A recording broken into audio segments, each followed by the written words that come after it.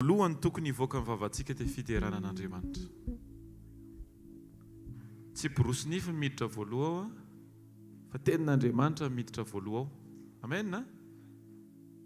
Isaky mifoha maraintsika dia tokony mahatsiaro an'izany. Ary zadiny fa izay ny saintsaininao nandritra ny alina alohan'ny atory no miverina voalohany indrindra aminao rehefa mifoha ianao.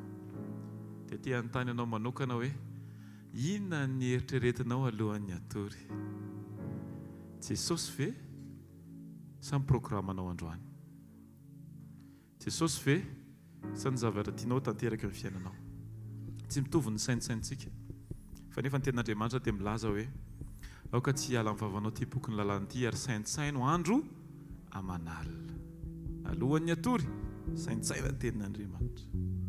Vao mifoha, saintsaina tenin'Andriamanitra. Ny andro rehetra voatendrin'Andriamanitra dia saintsaina mba hitondra ny voninahitr'Andriamanitra eo amin'ny fiainantsika tsirairay avy. Amen. Tonoa ny fiadanana ho amin'ny olona eo akaikinao sanatria tsy hoe fahazarana fa ataovy tahaka ny hoe tena solon-tenan'i Jesosy ianao manonona ny fiadanana ho an'ilay olona hoe tonoany hoe fiadanan'i Jesosy indray ho aminao androany. Mety niara-ny ainga tany an-tranontsika fa tsy maninona fa zao fiadanan'i Jesosy ho aminao manokana dia izy tahanao izy anangana anao indray androany izy anome teny sahaza mifanitsy amin'ilay andrasanao androany. Dia tsika hivavaka raha sitraka ao manasanao hitsangana amin'izao fotoan'izao. Aleloia. Fa masina ianao ilay Tompon'Andriamanitra tsy toa. Ianao ilay hatramin'ny talosy ankehitriny ary ho avy. Enika ny voninahitrao ny tany sy ny lanitra. Enika ny voninahitrao ny aminay rehetra. Misaotra anao izay Andriamanitra rainay, ny amin'ny fahatsaranao, ny amin'ny programanao, ny amin'izay tianao atao amin'ny fiainanay. Misaotra ny amin'ny fiarovana, ny amin'ny fitiavana, ny amin'ny famatsiana, ny amin'ny fitahiana, ny amin'ny famindram-po. Misaotra Jesosy, na hatramin'ny iray sekondra amin'ny fiainanay ary Andriamanitra, dia tsy misy avy aminay izany, fa avy aminao. Dia misaotra Jesosy, misaotra Tompo malala, fa ianao Andriamanitra no miantoka ny fahombiazanay. Misaotra Andriamanitra fa nomenao fanantenana ny amin'ny mandrakizay zahay fa tsy ny avelanao ionina fotsiny amin'ny zavatra eto tany. Misaotra Tompo fa ianao dia miaro sy mitantana anay, mamatsy anay, mitahiry anay isan'andro amin'ny alalan'ny teninao Andriamanitra. Misaotra ny amin'ny fitantananao anay tonga sao matsara. Eto indray zahay Jesosy, handray anao, iray latabatra aminao, hiaino ny fampianaranao, anaiky ny fanitsianao, ankatoa ny teninao, andeha araka ny programanao. Jesosy raha tonga aty zahay tsy hametraka akory na ny kely aza ny maha izahay anay, fa kosa Andriamanitra ampahazo vahana bebe kokoa ny sitraponao eo amin'ny fiainana tsirairay avy Jesosy. Dia tanterao Jesosy, ataovy Jesosy izay efa nalaminao, izay efa programanao Andriamanitra, ataovy Jesosy. Asaiko ianao amin'izao fotoan'izao raha sitraka ao nokatra ny fonao dia hiteny Tompo ataovy amiko araka ny sitraponao. Ataovy amiko araka izay mba fanirianao tanteraka amin'ny fiainako Jesosy. Aoka tsy ny faniriako foana Andriamanitra no asesiko ao anatin'ny vavaka izay ataoko, fa androany Andriamanitra dia mba te hiazakazaka koa ny ho amin'ny fanirianao Andriamanitra. Mba maniry koa zahay Jesosy ny mba ho sitraka ilay ray ny fanompona sy ny fijoroana tsirairay avy. Tsy hitady fity amin'ny olona izahay na hitady sitraka amin'ny olombelona Andriamanitra, fa ny zavatra tena andraindrainay Jesosy dia ny fifalianao eo amin'ny mpampiasana ny tsirairay avy. Eny Jesosy, mety betsaka ny zavatra mitranga, betsaka ny zavatra tsy maintsy hatrehana, fa ao ambadiky ny fifalianao Andriamanitra no mitoetra ny fiadanana tsirairay avy. Raha maka ny teninao zahay Jesosy Kristy dia sokafo ny vavanay rehetra hiaraka maka an'izany. Sokafanay ny fonay Andriamanitra ho efitrano firiariavan'ny fanainao masina ary fitoeranao Andriamanitra, ho efitrano maneho anao voatokana masina ho anao Andriamanitra ny toetry ny fonay sy ny mombanay. Aoka ny vavanay Jesosy azoto hamaky ny teninao ary ho malaina hiteny zavatra tsy ankasitranao Andriamanitra. Aoka ny lelanay Andriamanitra ho folahan'ny teninao mandrakariva, aoka ny fahamasinanao no mahamaiky ny lelanay isan'andro. Aoka ny vavanay azoto hiazakazaka anambara ny voninahitra ao amin'ny fotoana rehetra. Tsy hifantoka amin'ny zavatra ny tany fa hifantoka amin'ny zavatra mety tsy hitan'ny masonay fa nefa inonay ao anatin'ny fonay Andriamanitra. Dia amin'ity fotoana ity Jesosy, raisy ny toeranao satria tsy miovy ianao Andriamanitra. Tsy miovy ianao Andriamanitra. Izay sitraponao dia tsy maintsy tanterahanao Andriamanitra. Aleluia ho anao Jesosy. Tsy miovy ianao Jesosy. Taontsika araka itenan'izany hoe tsy miovy ianao Jesosy. Mahatoky foana ianao. Misaotra Jesosy. Misaotra Jesosy. Amin'ny foko rehetra. Misaotra Jesosy. Amen. Taontsika hitehaka mafy ho an'i Jesosy androany. Salamo 7:30 amby 100 manomboka ny 7:10. Salamo 7:30 amby 100 manomboka ny 7:10 ka hatramin'ny 7:10 no irahantsika rehetra mamaky amin'ny mpifaliana. Aleluia. Tenin'Andriamanitra dia mitondra fifaliana eo amin'ny fiainantsika. Ary mila fantatsika izany zavatra izany. Tsy ohatra mamaky gazety eny amoron-dalana ka rehefa miala avy eo ianao ohatra lasa tezitra amin'ny any an-trano. Fa famakiana tenin'Andriamanitra dia mitondra fifaliana isan'andro. Amen. Irahantsika mamaky amin'ny anaran'i Jesosy ary. Salamo 139:13 amin'ny anaran'i Jesosy. Fa ianao no nahary ny voako, namolavolay tao an-kibon-dreniko ianao. Hideranao aho fa matahotra mahatalanjona nanaovana ahy. Mahagaga ny asanao ary fantatry ny fanahiko marimarina izany. Ny tenako tsy niafina taminao, fonina natao amin'ny miafinao ka noforonina hisy endrika tany ambanin'ny tany. Ny masonao efa nahita, na dia fony tsy mbola arifady aza, voasoratra teo amin'ny bokinao avokoa ny andro voatendry. Fony tsy mbola nisy na dia iray akory aza. Endre zava-tsoa amiko indrindra ny hefitrao. Andriamanitra akory ny hamaron'izany nisany. Amen.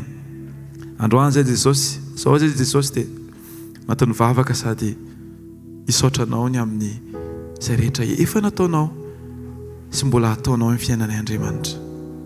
Asaiko ianao hisaotra an' Jesosy satria araka ny ten'Andriamanitra hoe mahagaga sy mahatalanjona ny nanaovana nanaovan'Andriamanitra ahy sy ianao mahagaga sy mahatalanjona. Indraindray isika mijery ny zavatra mbola tsy eo amintsika kanefa ny eo amintsika tsy haintsika manome voninahitra an'Andriamanitra ny amin'izany. Fa androany dia ataontsika hideran'Andriamanitra, hanome voninahitra an'Andriamanitra ny amin'ny fahagagany, ny amin'ny fahalebiazany, ny amin'ny zavatra efa nataony sy efa voniny efa vita ho antsika tsiraray avy. Misaotra Jesosy ny amin'ny fitiavanao, ny amin'ny famindramponao Jesosy, ny amin'ny fitarianao Andriamanitra. Asandrato ny fisaorana androany, feno fisaorana ny vavanao. Tenena izy misaotra anao Jesosy ny amin'ny tokantranoko, ny amin'ny fiainako, ny amin'ny asa, ny amin'ny fanompoko, ny amin'ny teny avelanao velona tao anatiko e, ny amin'ny izay ambaranao. Isaora izy ny amin'ny antsipriany, isaora izy ny amin'ny antsipriany. Aza velangina ny teninao ny vavanao fa teneny fisaorana. Misaotra Jesosy ny amin'ny fiainako isan'andro, ny amin'ny fiainako isan'andro. E Jesosy tsy voatery arak'izay eritreretiko fa misaotra anao e, misaotra anao e, misaotra anao. Aza velangina ny vavanao fa teneny misaotra Jesosy ny amin'ny fisinao amin'ny fiainako, ny amin'ny fanekenao hitarika andray androany, amin'ny fanekenao ampitondra ny teninao indray androany amin'ny alalan'ny mpanomponao. Mbola miteny foana ianao isan'andro isan'andro. Misaotra Jesosy io, misaotra Jesosy io.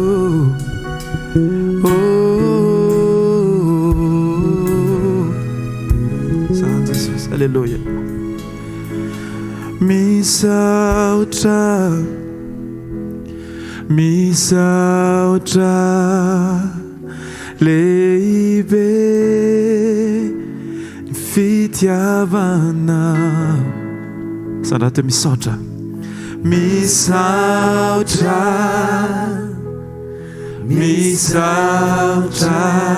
Jesosy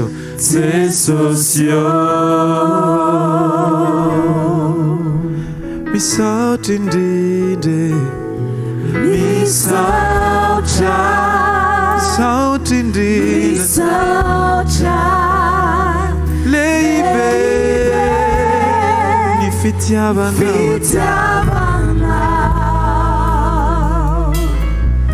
misaotra indrindra Jesosy atsika anaty zany vavatsika velantsika ny fekira dia misaotratsika na teny anankiray fotsiny ary mivoaka vavanao dia misaotra Jesosy eny misaotra Jesosy mankasitraka faly be any amin'ny fitondranao amin'ny fiainako tena hitako hoe mety mihitsy ny fitondranao amin'ny fiainako misaotra Jesosy ny amin'ny fitarianao anahy marina mihitsy ny tenao Andriamanitra fa ianao le manala anay ao amin'ny maizina mba ho amin'ny fahazavanao mahagaga mba hahafahany vavanay ho tonga mijoro vavolombelona ny amin'ny fahatsaranao Jesosy ny teny tokony tsy haly amin'ny vavanay isan'andro Andriamanitra dia ny fisaorana ny fankasitrahana ny amin'ny fahaizanao mitondra ny amin'ny fitarianao isan'andro Alleluia misaotra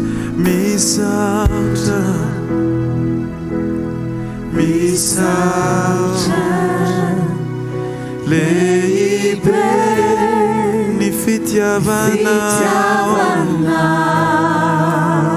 misaotra indrindra Jesosy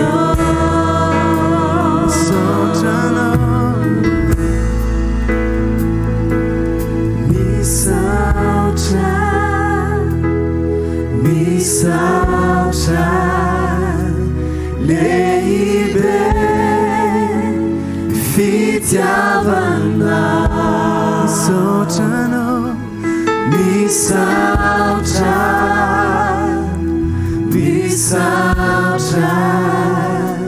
Jesosy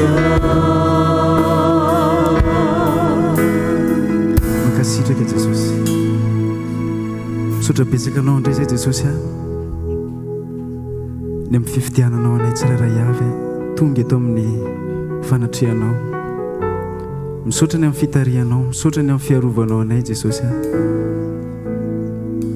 na dia tsy mendrika ary zay Jesosy dia eo foana fiarovanao anay Jesosy mankasitraka be dia be anao zay tsara loatra ianao tompo ary mpanao ny tsara eo amin'ny fiainanay isan'andro tsy hainay tsy hankasitraka anao foana Jesosy mendrika ao anao rery zany Jesosy misaotra ny amin'ny fihazonanao amin'ny fiainanay misaotra fa miazona anay isan'andro ny tananao Jesosy naizanaiza le anay naizanaiza misy anay eo foana ny tananao miazona amin'ny fiainanay Jesosy alleluia tena mankasitraka Jesosy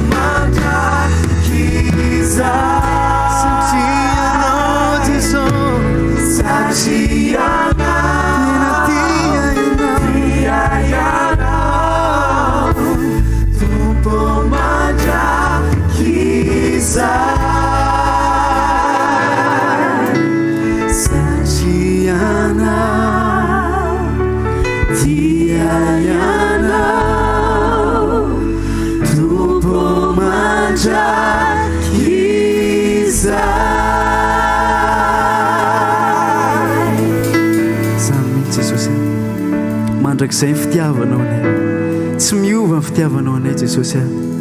Tianay ianao hatramin'izay ary tianay ianao androany, ary mbola tianao foana izay mandrakizay Jesosy. Tena mankasitraka be dia be Jesosy. Misaotra fa tena tsy miova ny fiainanay ianao, mankalaza anao izay Jesosy. Jesosy, hitinay tao anatrianao ny androany momba nay rehetra. Entinay miankohaka aminao, ny tenanay manontolo atolotray ho fanatitra vela ho anao Jesosy. Ny tananay maso, ny sofinay Jesosy, tenanay manontolo Jesosy. Izay rehetra momba ny tenanay entinay hiderana ny anaranao Jesosy, satria ianao ny mpanao anay Jesosy, dia mendrika ho anao zany Jesosy. Alleluia, alleluia. Mankasitraka tompoko, ianao no antony avelomanay Jesosy. Ianao no antom-pisinay, ianao no mbola mampijoro anay toy izao Jesosy. Ka mendrika ianao Jesosy raha iankofanay sy terahanay. Tsara anao tompo. Ny masoko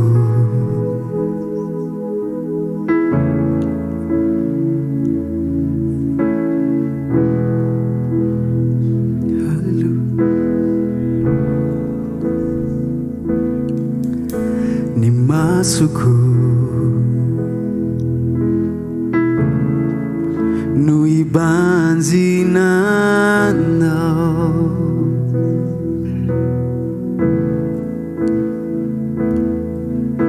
ny sofiko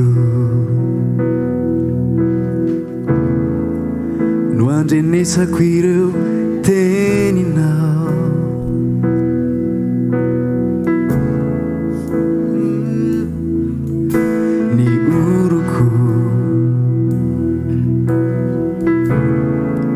Fofonaina avy aminao,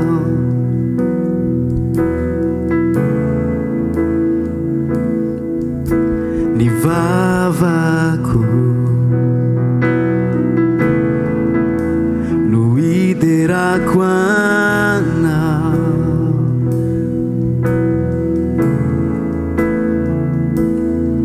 ny tanako no anandratako anao, ny saiko no isaintsainako ny falebiazanao. Tompo ianao no anton'ny velomako, tompo ianao no matozao ay, no arinao ao itovy endrika aminao. Alleluia. Mba iaraka ilatsika hoe ny masoko tena, ny masoko no ibanjina anao Jesosy. Alleluia. Ny masoko no ibanjina anao Jesosy, no ibanjina anao. Sofiko, ny sofiko no andrenesako ireo teninao Jesosy, no andrenesako ireo teninao. Mioroko fofonaina avy aminao, ny oroko fofonaina avy aminao. Ny vavako no hiderako anao, ny vavako hiderako anao, hiderako anao. Ny tanako no anandrata tanako anao Jesosy eo tanako no anandratako anao isaiko no isaintsanako ny falebiaza asanato mafofeona tompo ianao no antony velomako tompo ianao no natozao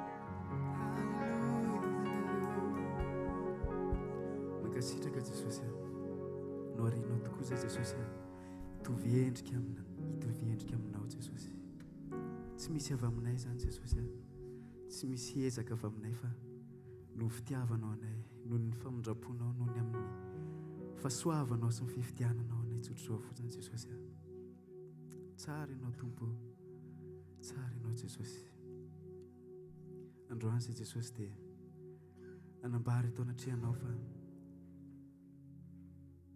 tsy toy izao zay retsinao fahasoavanao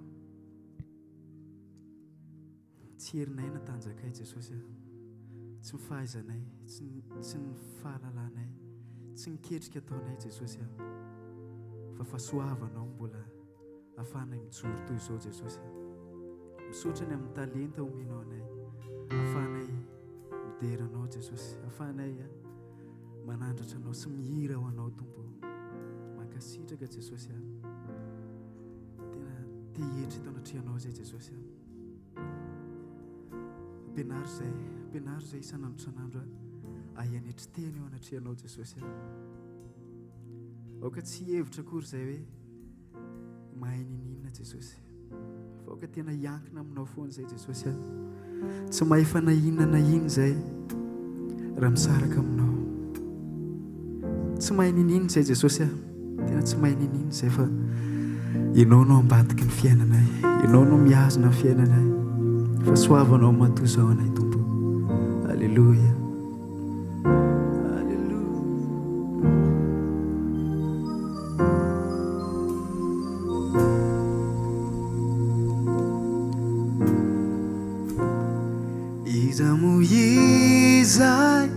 izao mihoatra ny amin'ny falebiazanao zao le tsy mendrika anao ny androko sisa izao sy zay iarako aminao de mbola famindramponao dao veritsika ihany hoe iza moa zay zao tompo iza mo iza izao mihoatra ny amin'ny falebiazanao zao le tsy mendrika anao ny androko sisa izao ny androko sisa izao sy zay iarako aminao de mbola famindramponao sotra Jesosy fara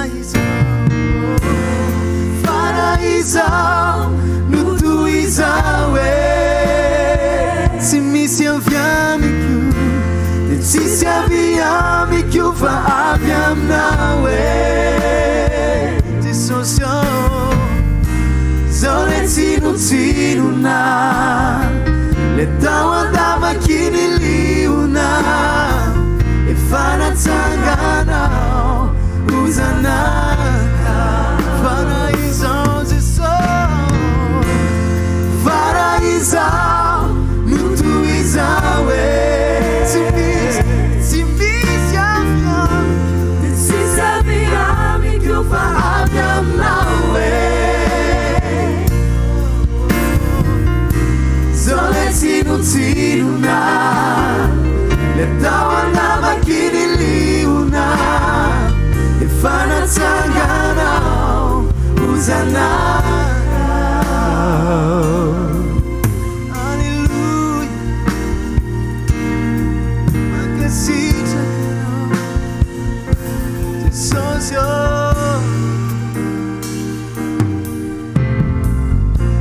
oiraiko ny fahasoavanao de mbola ny famindramponao teoko ny fanotronanao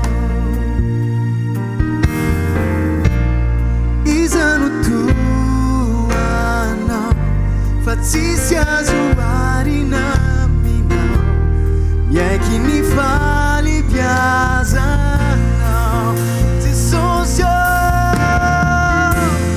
fara izao no toy izao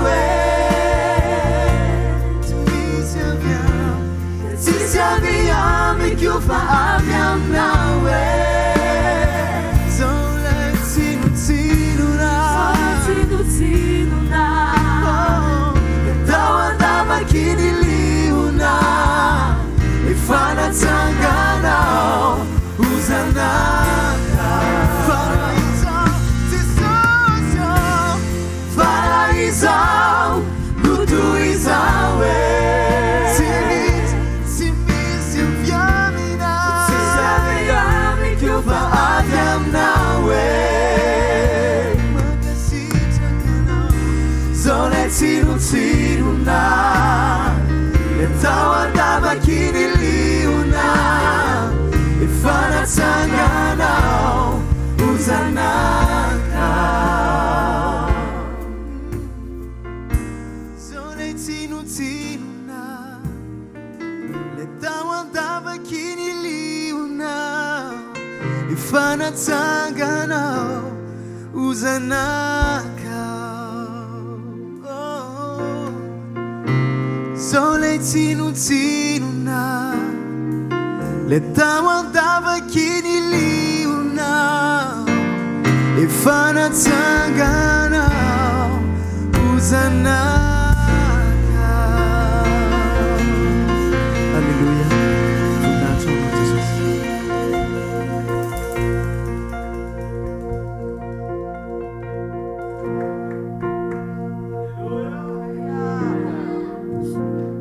Tsika no fofantanantsika any amin'ny lanitra isotran' Jesosy amin'ny fotsika manontolo. Tompo, mamerina foana ny fisaorana eo anatrenao zahay. Tsy manan-javatra ho zaraina, tsy manan-javatra ho tenenina, manoloana ny fahatsaranao sy ny famindram-ponao. Tsapana isan'andro fa raha tsy eo ny fiainanay ny tananao dia zava-poana ny fisianay. Zay manokana tompo dia tehiteny fakasitrana avy atao anatin'ny fonay lalina amin'ny fiankofana tena feno fandresen-dahatra ny alehibe ny hery sy ny fitiavanao anay, fa ny mahatoy izao anay dia ny fahasoavanao. Tsisy toerana nahitana anay Andriamanitra ka ahafahanay milaza fa manana ny mahizy anay zahay, fa ianao ny mahizy anay Andriamanitra.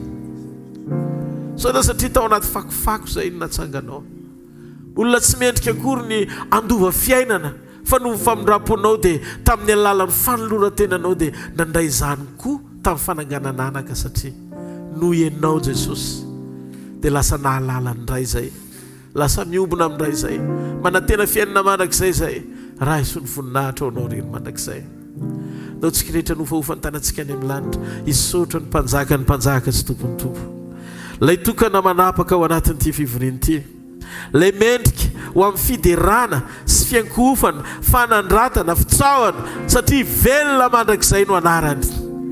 Izy la izy atretraiko ho mandrakizay, tsisy mihitsy ny toa azy. Halleluja. Oh, fara izao, luto izao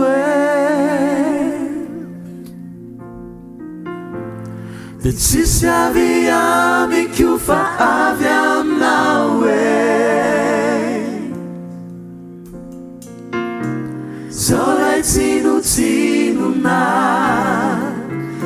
tao andavaky ny liona ifanatsanganao uzanaka.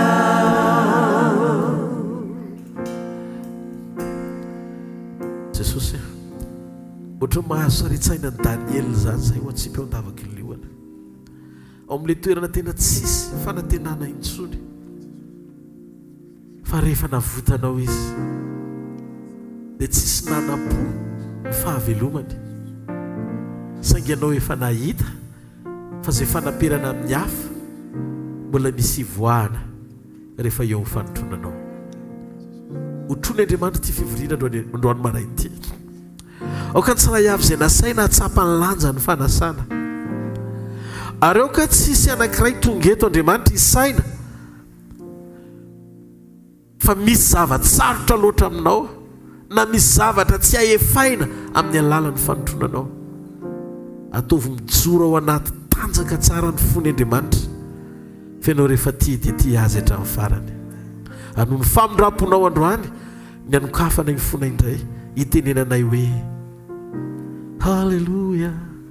Anao ao tompo ao, reko ny feonao zay mitory ny fitiavanao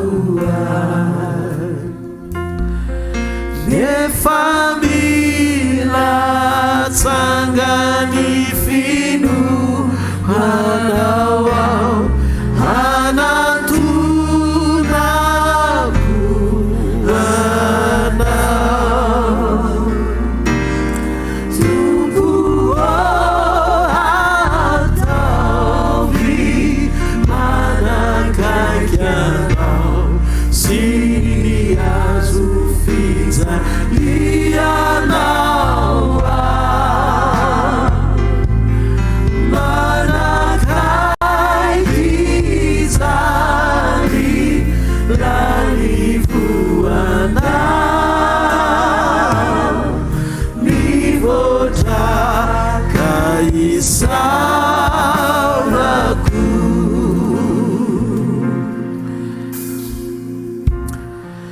Tompo mitenena aminay androany maraina. Aoka izay tena anana fo misokatra tanteraka eto amin'ny fanatrianao, andray teny tokana avy aminao indray Andriamanitra. Ampahafantarao anay ny lalanay ny hijoronay amin'ny sitraponao. Raha misy fahatakarana mbola tsy anananay Andriamanitra, pio amin'ny alalan'ny fananao masina izay hisambotra an'izany faingana mba hamelona ny aty fananay hijoronay ho vavondelony ny teny fahamarinanao, satria izay lazainao ny marina. Manambarany sitraponao aminay. Aoka izay rehetra mana tena nikasika ao, andray izany avy aminao. Ary amin'ny alalan'ny teninao dia isy aina ho an'izay mahazo azy izany, ary fahasalamana ho an'ny nofony rehetra. Androany Tompo rehefa hiteny ianao, afaka hiainao anao ny zavatra rehetra na ny hita maso na ny tsy hita maso. Dia oka izy fetraika eny amin'ny tontolo ara-panahy, anova ny zava-misy hita maso rehetra hifanaraka amin'ny fahamarinanao ny fanambarana androany.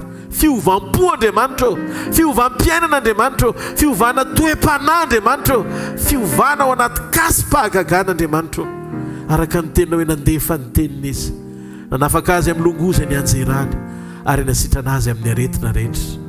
Amin'ny anaran'i Jesosy, amen. Nandaontsika ity-tanana mafy. Taovy mafy tsara ho an'Andriamanitra, mahazaho toerana Tompo. Halleluia. Miarabantsika indray androany ao anatin'ity fanasana mahafinaritra ity izay nasan'ny Tompo atsika. Amen. Tsy fiangonana ny manasanao, tsy pastera ny manasanao, tsy olona ny manasanao, fa iza manasa antsika? Jesosy ny manasa antsika. Androany resaka manoka mikasika momba ny hoe fa inona no antony tena hoe nanasan'Andriamanitra anao eo amin'ny latabatra amin'ny endrika hafa indray. Misy nefa mahazatra antsika hoe asaina ianao eo amin'ny latabatra, eo ny reglen'Andriamanitra amin'ny problema rehetra, satria eo no amenono ny kapokanao amin'ny fahasoavana. Zay le fanazaraintsika hatramin'izay. Mandroany tsika hijery hoe inona ny zavatra nitranga taoriany fananganana ny Lazarosy tamin'ny maty ka natonga ny Tompo nanasa azy eo ambony latabatra hiary hisakafo aminy. Rehefa maneho voninahitra amintsika Andriamanitra dia isika koa mila mahay mamerina ny voninahitra any amin'Andriamanitra, sa tsy izany? Rehefa naneho ny voninahitra eo amin'ny fiainantsika Andriamanitra dia isika koa mila mahay mamerina ny voninahitra ho any amin'Andriamanitra. Efa nazarentsika teto fa ho voninahitran'Andriamanitra avokoa ny herin'Andriamanitra, ny fitiavan'Andriamanitra, ny fahendren'Andriamanitra, satria izy ny tompo ny voninahitra izay afaka nomentsika fahendrena, fahalalana, fisokafa-tsaina sy fanambarana marina ny aminy. Mietsika Andriamanitra ary miasa amin'ny fomba mahery, maneho ny fahatsarany rehetra ao amin'ny tontolo ny voninahiny. Andeha tsika hijery kely zavatra anankiray ao anatin'ny Baiboly izay anoboantsika azy. Ao amin'ny bokin'ny Jaona toko 1:10 ny 9:1-10 ihany. Ary nisy ilay anankiray nanarano izy dia Lazarosy avy any Betania, tanànan'i Maria sy Marta rahavaviny. Maria dia ilay nanositra ny Tompo tamin'ny menaka manitra sy namoaka ny tongony tamin'ny volondohany, ary Lazarosy anadahany no narary.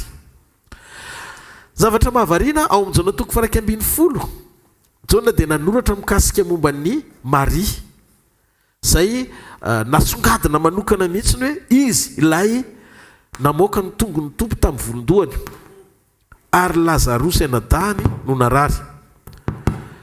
Ny zavatra misy nefa ny tsy amin'ny Jaona toko 1:10 io action io hetsika io no nataon'ny Maria, fa amin'ny Jaona toko 2:20 nefa ny presizen'Andriamanitra zany hoe no marian'Andriamanitra meloha amin'ny fotoana isehon'le acte le ohatrany hoe nisehon'le zava mitranga le fanamariana ny amin'ny zavatra nataony Maria. Taiza moa ny Baiboly no nilaza momba ny famafan'ny Maria ny tongotra Jesosy tamin'ny volondohany. Taoriany tsanganan'ny Lazarosy tamin'ny maty. Ary Baiboly dia milaza raha vakitsika ny Jaona toko 2:20 eo akaiky eo ihany, ny 9:1-9 vakiky vetivety. Ary rehefa enemana ny sisa tsy ho tonga ny Pasika, zany hoe 6 jours avant Pâques zany, Jesosy dia tonga tao Betania, izay nitoeran'ny Lazarosy lay natsangany tamin'ny maty, dia nanao fanasana ho an'i Jesosy tao izy, ary Marta ny nanompo fa Lazarosy anankiray tamin'izay niara-mipetraka nina taminy. Ary Maria rehefa naka menaka manitra nisy nardasa tsara ny sarobidy, lanjany ray livatra dia nanositra ny tongotra Jesosy sy namoaka ny tongony tamin'ny volondohany ary feno ny antony ny menaka ny trano. Ary ho Jodasy Iskariota anankiray tamin'ny mpianany ilay efa hamadika azy. Nahoana ny menaka io no dia tsy amidy denari 300 ka nomenany malahelo. Ary izy no lazany tsy noho ny fiahino ny malahelo fa satria mpangalatra izy sady mitondra ny kitapo ka naka izany tao anatiny. Dia ho Jesosy avelao izy mba ho tehirizina ao amin'ny andro anamboarany aleviny io. Avelao izy mba ho tehirizina ho amin'ny andro anamboarany aleviny io. Fa ny malahelo dia ety aminareo mandrakariva fizaty sy mba ho ety aminareo mandrakariva. Taoriany nitsangana ny Lazarosy tamin'ny maty eninandro melohan'ny Pasika no nanatanterahany Maria an'izay fanosorana menaka manitra ny tongotra Jesosy izay. Ao amin'ny Jona 1:20 Jesosy nanao fahagagana nanangana ny Lazarosy tamin'ny maty. Tena zavatra goavana be zany. Naneo vonano izy Jona Jesosy tamin'izany. Fotoana sy andro vitsivitsy taoriana ao nefa dia hiverina ho any amin'ny toerana nanehoany indray Jesosy rehefa niala teo i Lazarosy sy Marta ary Maria dia verina izy eo Jona 2:20 hitantsika tsara niverenany Jesosy indray ilay toerana izay nanehoany ho voninany. Ary tao anatin'io ny sariko ny saintsika hoe fa maninona Jesosy no miverina angaha tsy manan-katao izy any amin'ny toerana hafa na any amin'ny toerana efa nanehoany ho voninany indray no mbola niverenany. Ny antony misy zavatra mbola tsy vita. Nietsika Jesosy rehetra dia misy heviny ara-panahy daholo. Ary izay heviny ara-panahy izay no avoakantsika androany ito amin'ny latabatra mba hahafahantsika mandray fanambarana miafina avy amin'izany. Io fotoana io dia voalaza fa talohan'ny Pasika no nisehony. Izany hoe latsaky ny herinandro talohany nahafatesan'i Jesosy. Midika fa ny herinandro ny Pasika dia fankalazana ny nananganana ny Lazarosy tamin'ny maty. Ary izay moa tena apetraky ny Eglizy orthodoxe mihitsiny hoe fankalazana herinandro ny Pasika dia herinandro fankalazana ny nananganana ny Lazarosy tamin'ny maty. Ihany koa nananganan'i Jesosy ny Lazarosy tamin'ny maty. Tafiditra ao amin'ny programma pascal ny orthodoxe ny fisiany izay fananganana ny Lazarosy tamin'ny maty herinandro mialohan'ny Pasika izay. Jesosy nanangana ny Lazarosy fa Jesosy kosa nefa nanafaingana ny nahafatesany. Ao amin'ny Jona 1:20 ny 5:5 dia hitantsika tsara ny zavatra mitranga ao. Zao ny voasoratra amin'ny anaran'i Jesosy Kristy avy any Nazareta. Aleloia. Ary efa akaiky ny Pasika ny Jiosy ary maro avy tany an-tsaha no niakatra ho an'i Jerosalema talohan'ny Pasika mba handio ny tenany. Efa akaiky ny fotoana zany. Ary Jesosy tsy nandeha niariary teny amin'ny Jiosy intsony fa niala teo izy nakany amin'ny tany akaiky ny efitra ho any an-tanàna atao hoe Efraima ary nitoetra tany izy mba ny mpianany. Io le fotoana akaiky io akaiky ny Pasika no nitokanan'i Jesosy hifantohany amin'izay hiatrehany amin'izay zavatra rehetra iraka ampanaoviny ray azy hamonjy zao tontolo izao. Azo lazaina fa herinandro taoriana nananganana ny Lazarosy tamin'ny maty no nahafatesan'i Jesosy. Zao nefany tiako ho tantaraina amintsika ny zavatra nitranga. Eninandro talohan'io dia hitantsika tsara ny zavatra nitranga fa nanao fahagagana Jesosy. Be dia be ny Jiosy resy lahatra nanomboka nahita ny zava-mahagaga izay nampiasany ray azy sady nanaovany ny asan'Andriamanitra nanehoany ny voninahitry ny ray. Ao Mateo 20:20 Baiboly dia milaza fa tahaka izany ny zanak'olona tsy tonga mba hotompony izy fa mba hanompo ka hanolotra ny ainy ho avotra isolony maro. Izany hoe amin'io zany Jesosy efa manomboka mijery taratra amin'izay Andriamanitra hoe izy fanolora tena tsy maintsy ho lalovany ahatonga ny maro ho voavonjy amin'ny alalany. Tonga teo amin'ny toerana nananganany an'i Lazarosy Jesosy eninandro talohan'ny Pasika tao Betania. Ankoatran'i Jesosy sy ny mpianany dia misy olona tena telo tiako mariana eto hoe olona nahita ny voninahitr'Andriamanitra midingana goavana. Izay tiako andraisana fampianarana androany hoe inona ny zavatra nitranga teo amin'ny fiainan'izy telo menadary eto. Dia tsy izy io fa Lazarosy ilay nahazo tombony sitraka amin'ny voninahitr'Andriamanitra tamin'ny fananganana azy tao am-pasana. Marta nabaviny ilay nitaraina hoe raha teto ianao dia tsy maty ny anadahako. Maria ilay nitomany ka niteny hoe aiza ny nandevenanareo anaty na tonga Jesosy niteny aiza ny nandevenana azy. ary hitantsika avy amin'ny zavatra efa nataon'i Jesosy ny fanomezam-boninahitra n'Andriamanitra teo amin'ny toerana io ka natonga andreo jiosy maro izy io amin'ny jaona 1:20 resy lahatra sy nino an'i Jesosy nefa tsy nino azy teo aloha. Reo olona telo reo zany a dia anisan'ny olona tena misongadina ao anatin'ny hoe acteur sy actrice tena hoe nanehoan'Andriamanitra zavatra goavana tao amin'ny tanàna atao hoe Betania. Zany hoe nisy exploit be tao anatin'io ankonana io nanehoan'Andriamanitra ny voninahiny hita maso. Fa zao izy nakaiza ireo olon'ireo tahorinina inona ny zavatra nataon'ireo olon'ireo tahorinina ndraisany an'io fahagagana io. Hijerena izy telo menadatsika. Amin'ny jaona 1:20 tsy tena nahitana soritra loatra ny tany sanany hoe nakaiza daholo Lazarosy tamin'izy tahorin'ny tenenan Jesosy tamin'ny hoe mivoa dia hoe vao fatorany dia avy alao izy andeha dia mivaly dia hoe andeha ho aiza. Dia ny ray faharoa Marta tahorinina nanganana an Jesosy tamin'ny maty nananganana an Jesosy ny Lazarosy tamin'ny maty nakaiza Marta dia ohatr'izay koa Maria. Zany hoe misy zavatra tiako tsindriana kely tahorin'ny sehon'ilay voninahitr'Andriamanitra teo amin'ny zareo dia inona no seho sy zavatra fomba ny ainany zareo. Ary tiako fantatsika ny hoe maro ny valiny izay nisitrahany zareo tao amin'ny tokantrano nahitany ny voninahitr'Andriamanitra. Maria ilay tao hoe Magdalena anie ty Maria ty. Maria efa saiky nyaina fahafatesana koa tamin'ny fitoram-bato rehefa tratrany jangajanga izy.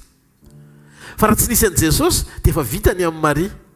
Zany hoe misy ataky-pahafatesana amin'ny endriny be dia be teo amin'ny fiainan'ity ankonany ity, fa noho ny fisian'Andriamanitra dia voadify foana ny fisian'izay programa-pahafatesana izay satria teo amin'ny zareo ilay mpanangana. Zay aloha zany dia marika voalohany eo amin'ny toerana nisy an'ilay fananganana sy fiainana dia diso adresy ny programa mpandringanana. Androany maraina zao za sura mety misy programa mpandringanana tiany devoly atao eo amin'ny fiainanao fa hodisoan'Andriamanitra adresy zany satria eto ilay fananganana sy fiainana. Tsy marety ao an'Andriamanitra. Voalohany hijeritsika ny kany Lazarosy. Ao vetsika eo anomboka amin'izay tsika mengavy ianao anongilatsofina tsara sy andray le teny fiainana mba tonga anao ahery andresy atanjaka ampinoana tsara hiatrika ny latabatra. Totro ny tany hoe raha afaka miainga tsara tsika tia hafa-mafy an'Andriamanitra azy.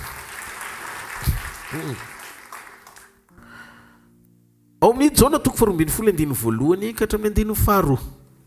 Ary rehefa enemana no sisa tsy tonga ny Pasika, Jesosy dia tonga tao Betania izay nitoeran'ny Lazarosy ilay natsangany tamin'ny maty. Dia nanao fanasana ho an'i Jesosy teo izy ary Marta ny nanompo fa Lazarosy no anankiray tamin'izay niara-mipetraka ny hinana taminy. Lazarosy taorian'ny fananganana azy tamin'ny maty dia niara-mipetraka ny hinana tamin'i Jesosy. Tena nylazay Baiboly mihitsy ny hoe niara-mipetraka ny hinana tamin'i Jesosy izy. Inona ty Baiboly tenenina nanova toerana ny Lazarosy ny voninahitr'Andriamanitra. Raha ny tokony ho izy tsy tokony hiara-hinana amin'i Jesosy zany ny toerana misy an'i Lazarosy ao amin'ny jaona 2:2 io satria efa tokony ho lasako vovoka any am-pasana izy. Marina sa tsy marina? Rehefa miseho fiainanao zany ny voninahitr'Andriamanitra dia manova toerana anao Andriamanitra. Ahoana ilay fanova toerana? Raha tokony ho am-pasana Lazarosy eo amin'ny fotoana io efa maty satria efa nalevina. Fa rehefa niseho teo amin'ny fiainana ny voninahitr'Andriamanitra dia nanova toerana azy ny alavy eo amin'ny vovoka Andriamanitra ho eny ambony latabatra miaraka aminy. Samuela 2:2, ny 9, ny 9. Inona voalaza amin'ny Baiboly ao kay? Samuela 2:2, ny 9, ny 9. Ny zavatra lazain'ny tenin'Andriamanitra ao. Izy ny manangana ny malahelo afaka amin'ny vovoka ary manandratra ny mahantra hiala eo amin'ny zezika mba hampitoetra azy eo amin'ny mpanapaka ka hampandova azy ny sezam-boninahitra fa ny Jehovah ny andro ny tany ary zany mametrahany izao tontolo izao tsy maharety eka ho an'Andriamanitra. Mahafantatra anao ve ny tiany Baiboly ho tenenina eto marina ara-baky teny tao amin'ny fiainan'ny Lazarosy io teny io. Nesorin'Andriamanitra hiala tsy ho any amin'ny vovoka izy fa nampitoerina eo amin'ny toerany lehibe. Niara-mihinana tamin'i Jesosy. Tao am-pasana no nysotonana ny Lazarosy. Hiary hitoetra amin'i Jesosy eo amin'ny latabatra. rehefa miseho fiainanao voninahitr'Andriamanitra dia mampitoetra anao eo amin'ny latabatry ny lehibe zany. Inona ny tia Baiboly ho tenenina? Lazarosy le karazan'olona hita maso natsangana ny ala teny amin'ny vovoka eo amin'ny latabatra hiaraka amin'ny tompo. Fianao le karazan'olona efa nandova fahafatesana koa avy amin'ny Adama fa natsangana tamin'ny alalan'i Jesosy eo ambony latabatra. Mareteka ao an'Andriamanitra. Zany hoe le endriky ny voninahitra nitarafana ny fananganana ny Lazarosy. No endriky ny fanoharana tian'Andriamanitra ampitoerana anao tsy manatsiny eo amin'le toerana sahazanao mazanak'Andriamanitra anao hiara hisakafo aminy. Ngamba mbola maro ny toetra eo ambany latabatra hatramin'izay fa tonga ny fotoana ny voninahitra hanova toerana anao eo ambony latabatra amin'izay. Samuel faharoa nahoana ho azo hvkl izy zay ny paster efa zanak'Andriamanitra noho izany tsy nataony ambany latabatra ny olona manko angena be tsika manao an'izay le fanoharana zay. Zay tsy teny ambany latabatra ka zay zanaky miavo zay efa amin'ny latabatra zay fa tsy any ambany tsony. Eno tsara aloha. Samuel faharoa toko fahasivy ny 7. Ary Davida taminy aza matahotra fa sikisoa tokoa ianao noho ny amin'ny Jonatana rainao, ary ampidiko ho anao ny tany rehetra izay an'ny Saoly rainao, ary ianao hihinana eo amin'ny latabatra mandrakariva. Fa manino ny Davida ny tena Mefiboseta hoe manomboka izao ianao dia hoe soroko any amin'ny toerana misy ianao. Io Mefiboseta io le zanaky Saoly rehefa nentina niazakazaka ny tsoka dia lasa ohatrany hoe tsy afa mandeha izy fa nalemy ny anjera. Dia zao lasa tany amin'ny mpanampy izy no nitaizana. Dia ohatrany hoe tany amin'ny quartier-ny ao amin'ny tanàna zany any amin'ilay quartier tena hoe sahirana ny nisy azy. Tsisy fananana, tsy manan-karena, tsy misy ninina tsony Mefiboseta nataranaky ny mpanjaka azy. Fa zao nailika, natao tsinitsinina, tsy mahazo miakatra ny tanàna, fa tena hoe very Mefiboseta. Fa zao noho ny amin'ny faneken'ny Davida sy Jonatana rainy dia nisy fotoana tsaroany Mefiboseta, tsy noho ny nataony fa noho ny nataony Jonatana rainy. Dia zao noho ny nataony Jonatana tsaroany Davida fa tokony hamaly soa ny taranaky Saoly izy avy amin'ny Jonatana, dia Mefiboseta nahita fity hiakatra eo amin'ny latabatra. Dia ozy izy Davida, mandrakariva ianao dia iray latabatra amiko.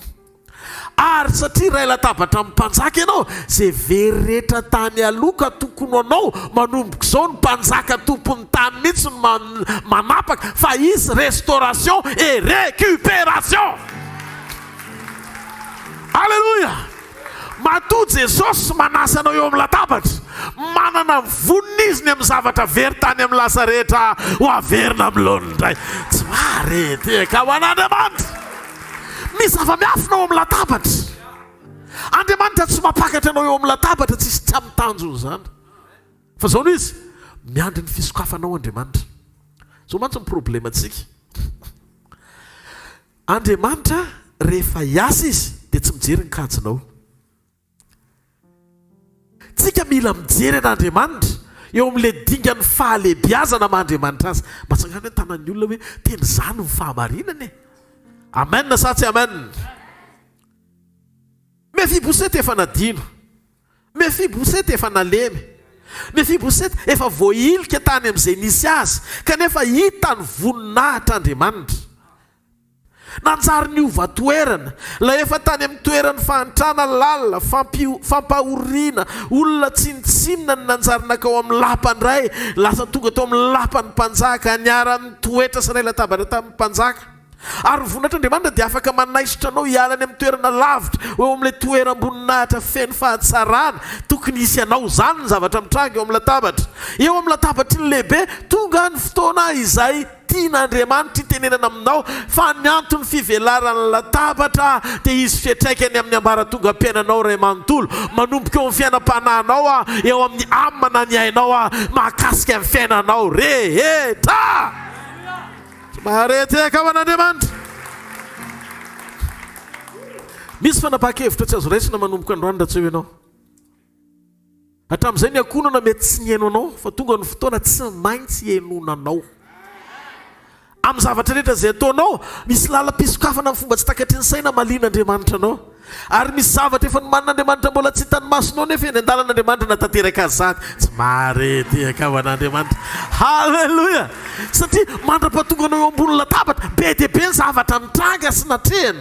Mandra-pahatonganao eo amin'ny latabatra. Zay tsy vokatry nataonao fa vokatry zay nataon'Andriamanitra ho anao. Fona andro andro iteny an'ity teny ity, fahorinan' ity latabatra ity, be dia be ny olona efa nafohany amin'ny fahafatesany ngamba noho ny cancer, fa tena maheno andro any. Eto izy Andriamanitra, latabatra nasitrandraka cancer. Tsy marety akao an'Andriamanitra. Tsy marety akao an'Andriamanitra. Halleluja. Zany hoe Andriamanitra rehefa mihetsika izy, tsy ho programanao mihitsy. Jereo tsara masino akaikinao soa fa tonga hoe. Hitanareo ao anatin'ny fotoana rehetra zay mitendren'Andriamanitra dia misy zavatra fitsorany foana ao. Dia io nefa tsy miankina amin'ny programanao fa programan'Andriamanitra ho anao. Halleluja. Misy miteny zao ny ambadika any, ary zay tsy tonga hoana nefa tena tsy afaka mihitsy. Zao mivalona anao, hitan'Andriamanitra raha tena tsy afaka tokoa ianao. Halleluja. Fa zao manao fandraisana ao an-trano fa mitovy ihany ny fiatraikan'ny a distance sy ny eto am-toerana, fa connecté tsara fotsiny fonao dia eseho ny fiainanao ny voninahitr'Andriamanitra. Te hafa ny trano an'Andriamanitra. Halleluja. Amen sa tsy amen aloha e. Halleluja. Inona ny zavatra mitranga? Ao amin'ny Salamo 7:25. Fatatsika tsy enjery.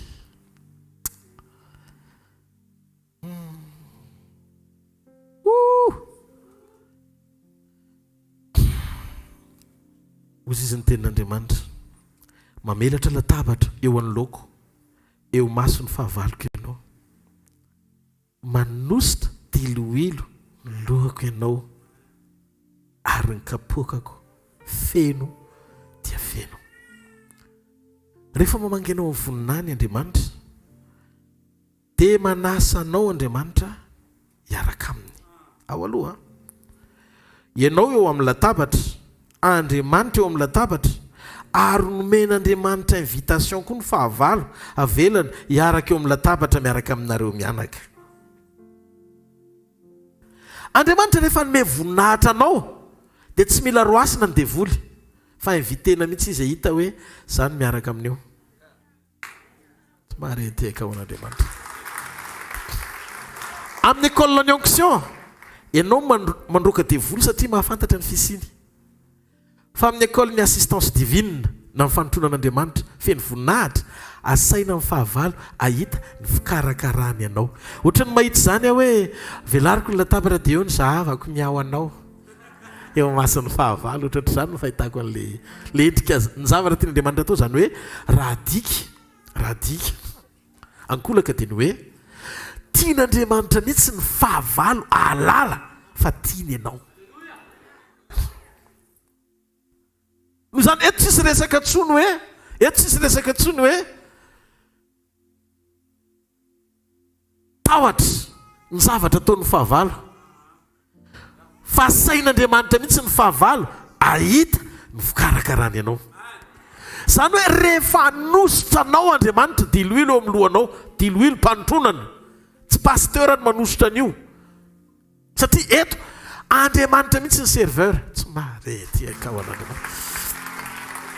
Bazonareo ve le voalaza eto hoe manositra diloilo ny lohako ianao Andriamanitra, ny kapokako fenonao, feno dia feno. Andriamanitra ny mandraraka eo amin'ilay kapoka, tsy ataony tapany ary tsy ataony herany fa tobany.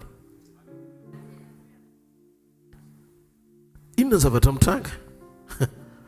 Eo mason'ny fahavalo izy no manositra diloilo ny lohanao, eo izy no miteny hoe tiako ianao. Eo izy mampahiratra ny mason'ny fahavalo ahita fa mombanao izy ary miaraka aminao izy. Ozy Andriamanitra tiako anseho amin'izy ireo mihitsiny fa hoe zaho manotrona anao. Amin'izany fotoana izany anao tehiteny mihitsy nefa nga tsisy kapoaka ho an'ny reto, satria ohatra ny menatra kely ianao fa karakaraina manokana. Amin'ny fotoana io mikorina eo an-tampon-dohanao ny diloilony. avy eo ndray ny kapoakanao fenono mitobaka.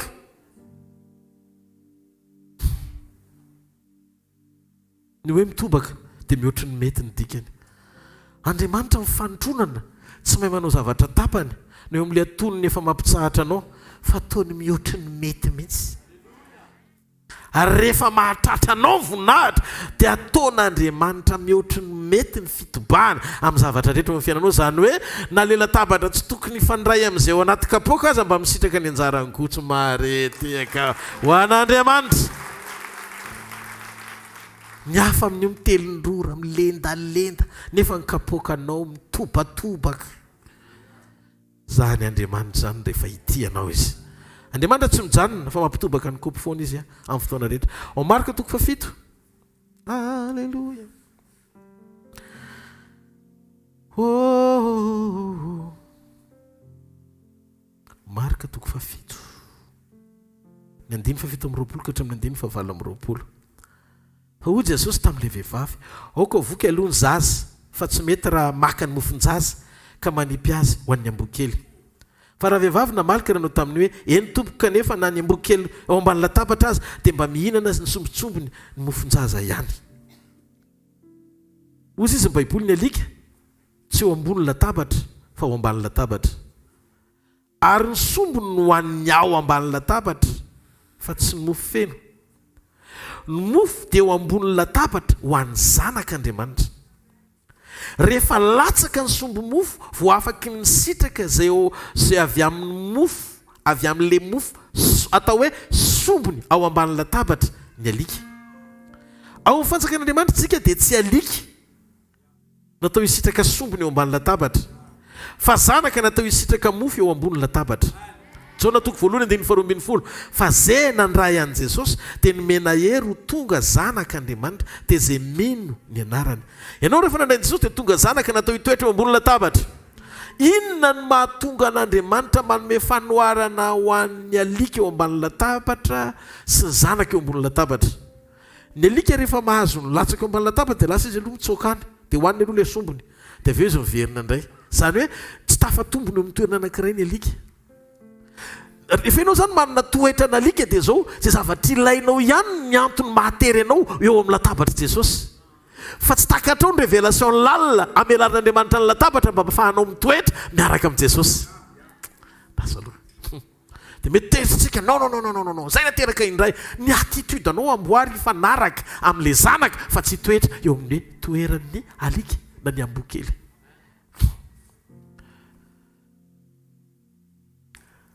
Tsy ny tena Baiboly hoe zay nandray azy dia nomeny hery ho tonga alika an'Andriamanitra. Fa ho tonga inona? Zanak'Andriamanitra. Ao tsara vetsika. Noho izany misy zavatra tokony miova ao anatsika mba hamantarana antsika hoe zanakitsika. Voalohany, tafatoetra tsara ho Jesosy ianao. Tsy mahareteka ao an'Andriamanitra. Tafatoetra tsara ho Jesosy. Faharoa ankoatran'ilay hoe tafatoetra ao amin'ny Jesosy ianao dia olona mahafantatra tsara ny zo mahazanak'Andriamanitra anao eo amin'ny latabatra. Miaino an'Andriamanitra, tia an'Andriamanitra, matoky an'Andriamanitra, mpiara-miombona amin'Andriamanitra. Tsy manao ny toetra ny alika. Ny alika miverina amin'ny fanaony, miverin-dalana matetika. Ny alika ihany ny tena hoe toetra rehefa azo izay ilainy dia tsy hita izy. Avy eo miverina indray izy satria nahoana misy zavatra ilainy indray, so mbola misy sombony latsaka indray. Ny tsirona mofo anie tsy miova na midina ao ambany tany eny eo ambony latabatra. Donc tsy any amin'ilay tsirona mofo ny problème fa ny amin'ny attitude analika amin'ny olana. Hoe rehefa mahazo dia tsy hita, tsy dia tena mety loatra izay. Ny toeranao tsy eo ambany latabatra fa eo ambony latabatra. Tsy ho an'ny sombo mofo ianao fa hisitraka ny tena mofo. Zao mantsy tadio avy amin'ny mofo ny sombony fa tsy avy amin'ny sombony mofo.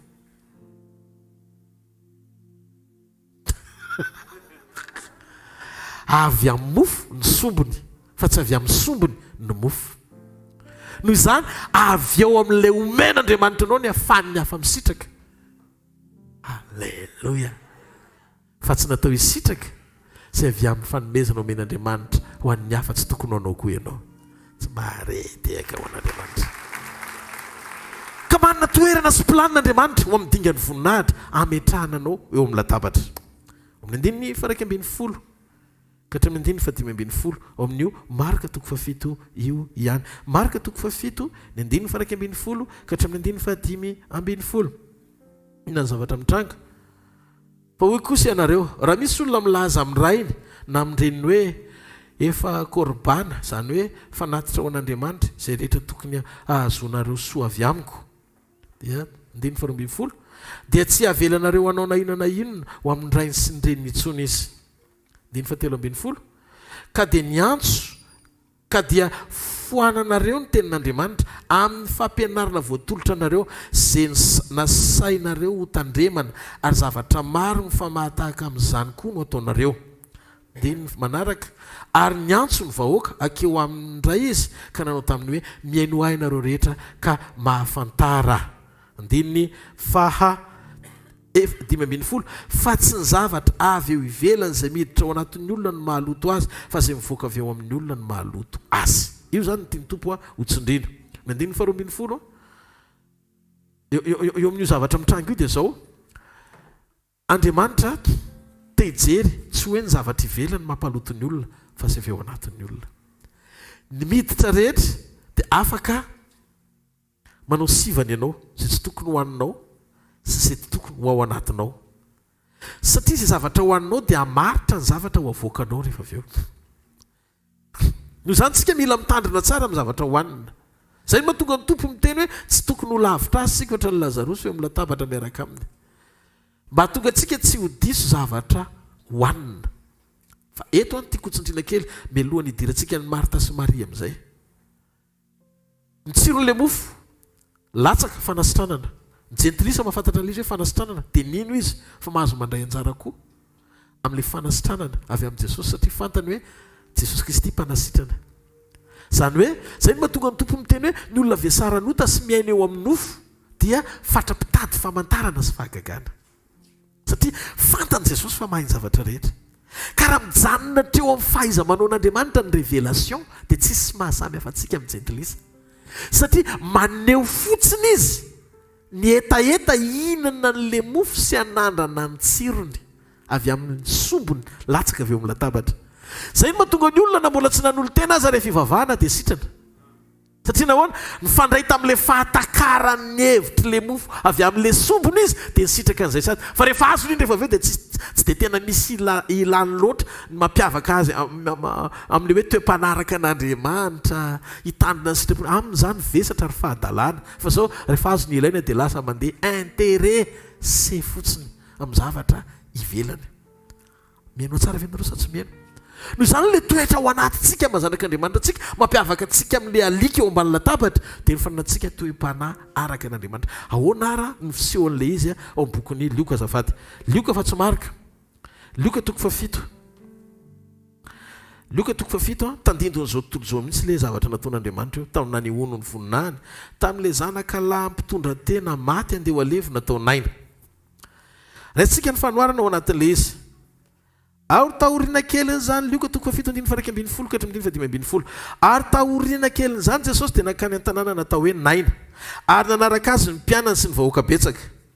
Ary rehefa mbeo akaiky ny vavadiny tanàna izy dia indro nisy fatin'ny lehilahy anankiray nentina ny vahoaka izay zanakalahy tokany reniny, sady mpitondra tena raha vehivavy, ary ny vahoaka betsaka avy ao an-tanàna nanaraka azy. Manaraka tsara tsika. Ary no nahita raha vehivavy ny tompo dia honena azy ka nanao taminy hoe aza mitomany. Ary nanantona azy ka nanendry ny trano vonona dia nijanona izay nilanja, ary hoy Jesosy, zatovo hoy izao aminao miarena. Dia niarina ny maty sady niteny ary dia natolony tamin'ny reniny. Ndao ahoana miseho an'ilay izy amin'ny andininy faharoa ambin'ny folo, zanakalahy tokany vehivavy tao naina mpitondra tena ilay izy. Izay ilay voamarinao a. Ary teto nyvoninahitran'Andriamanitra dia namangy tovolahy andeha ho alevona. Hiditry ny vavahady Jesosy tamin'io dia ilay fandevenana hivoaka ny vavahady. Folo anankiroa no nisy teo. Ny anankiray ranomaso andehandevina olona be deaibe. Ny anankiray hiditra Jesosy miaraka amin'ny olona be deaibe koa, folona hiditra ny tanàna. Zany hoe hifandona ny folona anankiroa zany. Tsara fipetraka ilay izy. Dia ina fiseho an'ilay izy? Ny ankilany tovolahy velona arahan'olona maro mitondra fiainana. Ny andaniny tovolahy efa maty arahan'olona maty maro andeha ho alevina. Zao no mampitovitovy andry zareo, samy zanaka lahatokana le izy. Jesosy zanaka lahatokany ray, ty tovolahy ty zanaka lahatokany reniny. Ayaya. Le anankiray mpitondra tena tsy manambady. Ary Andriamanitra koa ray tsy manambady. Halleluja. Ny fandona ny cortège. Ny anankiray mitondra fahafatesana, ny anankiray mitondra inona? Fiainana. Ny onany samy tokana. Donany samy tokana zany le izy. Ny tetsy andaniny tovolahy maty tetsy andaniny tovolahy efa maty zanaka lahatokany reniny, ary ny etsakilany tovolahy velona zanaka lahatokany rainy.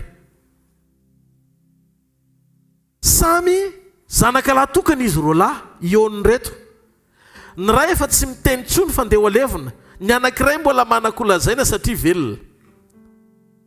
Lay zanaky ny ray izay tompony fiainana sady feno voninahitra dia niona tamin'le zanaka lahatokany reniny, lay nampitomany azy sady tokany ny ainy kanefa andeha ho alevina.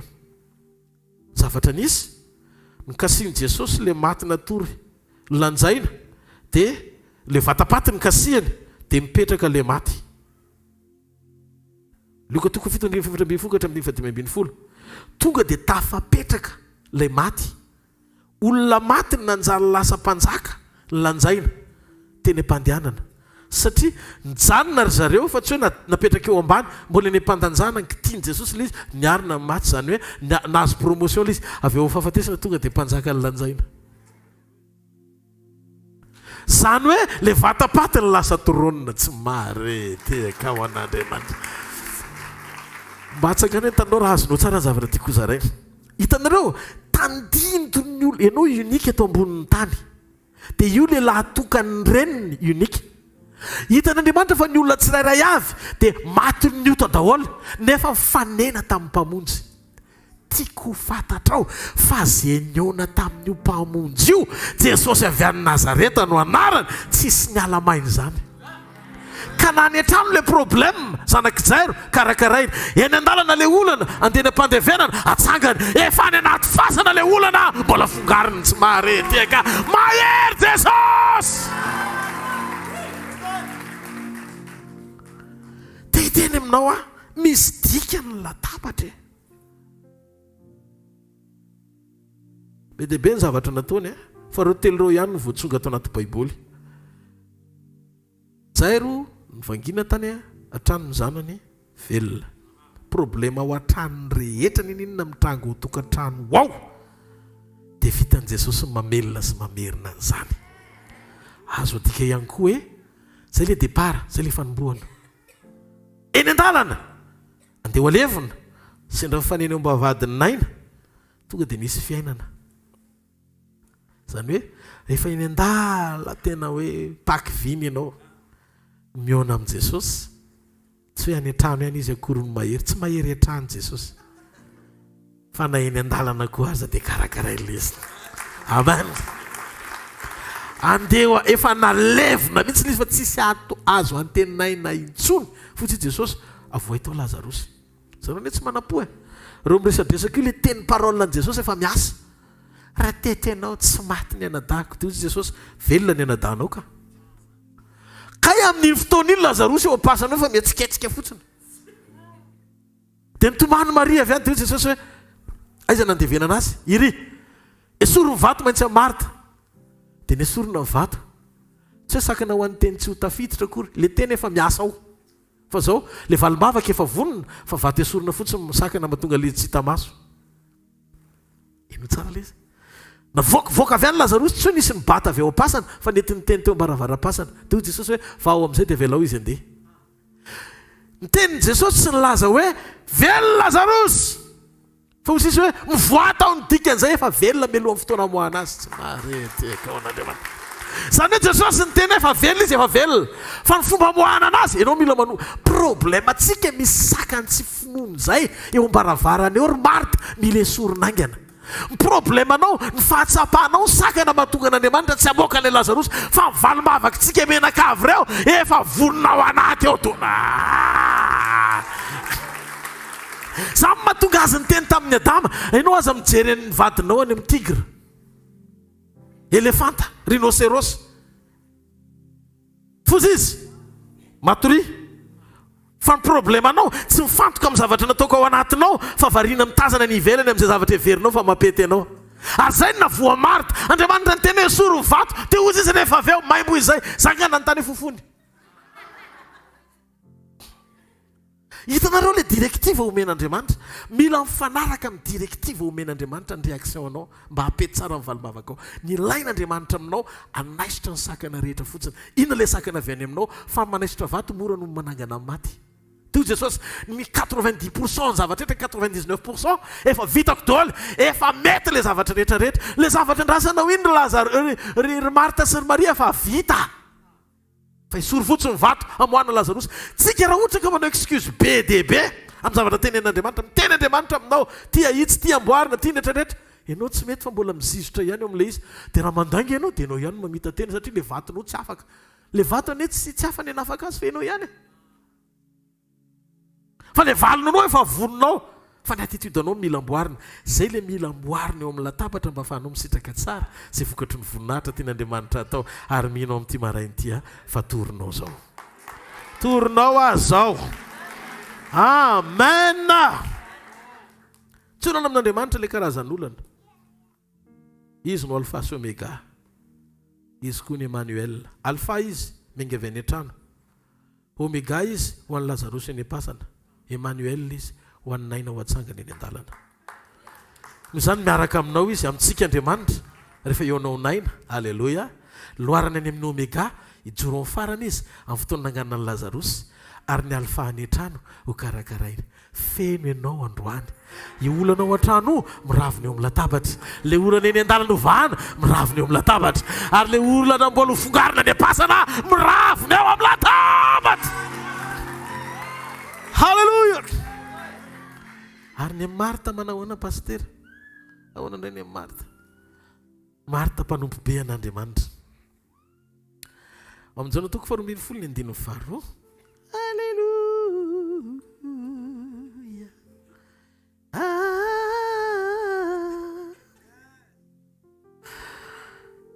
Dia nanao fanasana ho an'i Jesosy tao izy. Ary Marta ny nanompo. Izy hoe Marta naninona? Vonseho ny voninahitr'Andriamanitra nandresy lahatra Marta tonga dia nanompo izy. Ny fanompona ataontsika eo an'Andriamanitra tamin'ny fanehoan'ny voninahiny eo firentsika dia mahatonga antsika tokony hijoro amin'ny fanompona azy tsara. Mila manompo azy, manompo amin'ny fotsika manontolontsika. Ao Maty toko 9 andininy 7:10 ka hatramin'ny 5:10. Maty toko 9 andininy 7:10 ka hatramin'ny 5:10. Ary Jesosy niditra tao an-tranon'ny Petera dia nahita andafozam-bavin'ny Petera nandry teo nanaviny tazo. Ary nanendry ny tanana izy dia niala tamin'ny tazo dia nitsangana avy afaka naninona? Nanompo azy. Zany hoe aorian'ny voninahitra dia fanompona. Rehefa nazo tombony tamin'ny voninahiny ianao dia manompo azy. Ny dikan'izay manompo azy. Inona atao hoe manompo an'Andriamanitra? Manaiky ianao ny sitrapony. Miandry fotsiny inona ny zavatra tiany atao dia no vonina ny tanteraka an'ilay izy arak'izay zavatra ilainy aminao. Ny Luka toko 10 ny andininy 9:30 ka hatramin'ny 9:40. Luka toko 10 ny andininy 9:30 ka hatramin'ny andininy 10:40. Ary nandeha izy ireo dia niditra teo amin'ny vohitra anankiray Jesosy ary nisy vehivavy anankiray atao hoe Marta nampiatrano azy ao an-tranony. Ary izy nanana rahavavy atao hoe Maria izay nipetraka teo anilan'ny tongony ary tongotry ny tompo ka niainy ny teniny. Marta sahirana tamin'ny fanompona be dia avy izy ka nanao hoe tompoko moa tsy mampaninina anao va ny amelan'ny rahavavy koa hanompo irery ka mba hasaovy manampy ahy izy. Zay aloha atao fotsiny. Marta nikarakara sy nanompo ary misy tombo manokana ho an'izay tena manompo amin'ny fo manontolo. Mahafantatrareo? Misy zavatra omen'Andriamanitra ho an'izay tena manompo azy olovany fa tsy ny olona rehetra mirahira ny mahazo misitraka azy. Betsaka mpanao confession fotsiny an'ity teny ity fa mifetiny rehetra voavorona melezana anao dia tsisy hoambinina ajanony atreo fa adininy teny efa zany ny lovan'ny mpanompony Jehova. Lovan'ny mpanompon'Andriamanitra tonga dia voasakanao azy fidina voaforona melezana anao. Zany hoe azo antoka aloha ny fiarovan'Andriamanitra ho amin'ny mpanompon'Andriamanitra. Amen. Ary rehefa manompo an'Andriamanitra ianao dia efa nilazaiko fa mampiasa sainan'Andriamanitra. Raha tokony ianao ny angataka ao anaty ranomasy fanasitranana dia hozy izy ny Exodosy 3:20 fa manompo an'i Jehovah Andriamanitra ao dia hitany anao sy ny ranonao izy ary esoriny aminao ny aretina. Andriamanitra ny miasa saina amin'izay zavatra tokony hampiasa saina amin'ny mpanompony. Satria ny tena manompo an'Andriamanitra dia izay manaiky ianao ny sitrapon'Andriamanitra. Rehefa manaiky ianao hametraka an'i Jesosy ho tombo sy mpanapaka amin'ny fiainanao dia tonga fananana ianao.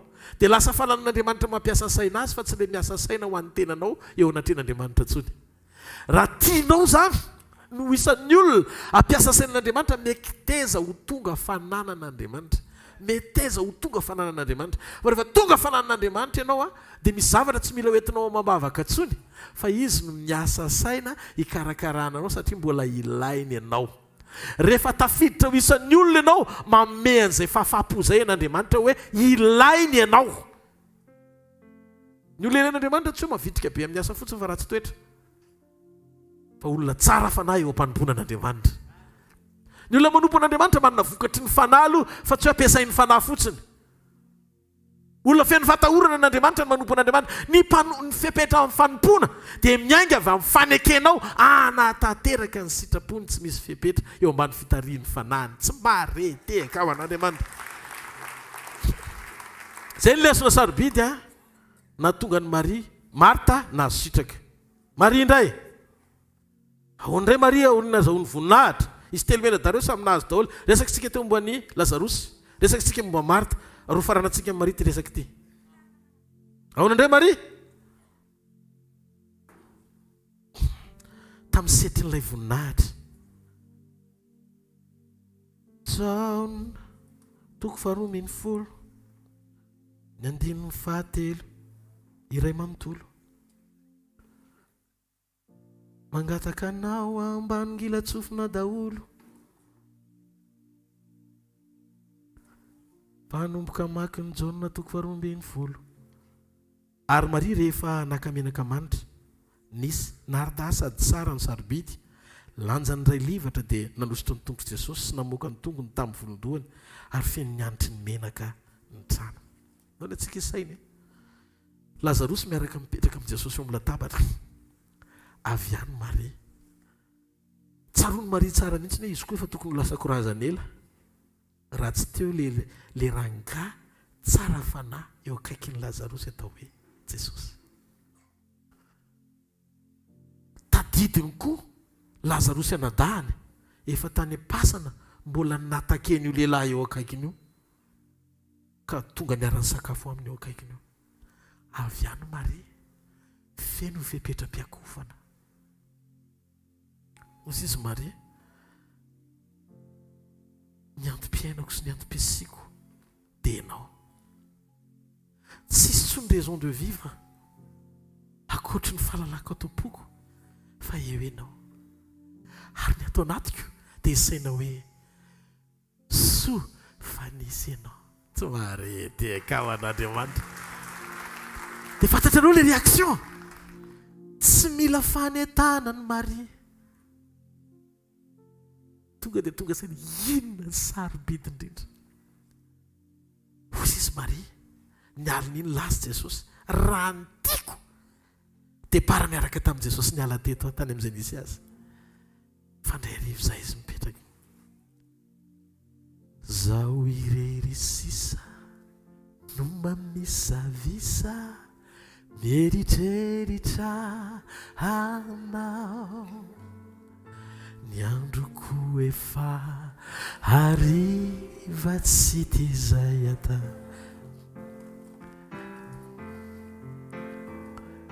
Maninanao ny foko ka misento mitoloko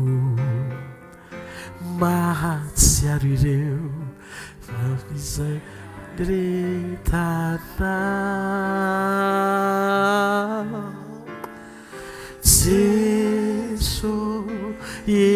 no nataoko ana latsaka ny ranomasony Maria no indro nafoinao ay atraminy ainao ny ato am-poko tsy hangina amafisiko lay tiana fianao irerytompo no fiainako nalay Maria ozy Maria tsy zavatra sarobidy akoatra ny ty ato an-trano inona ny tena sarobidy tadidiny le menaka lafo vidy be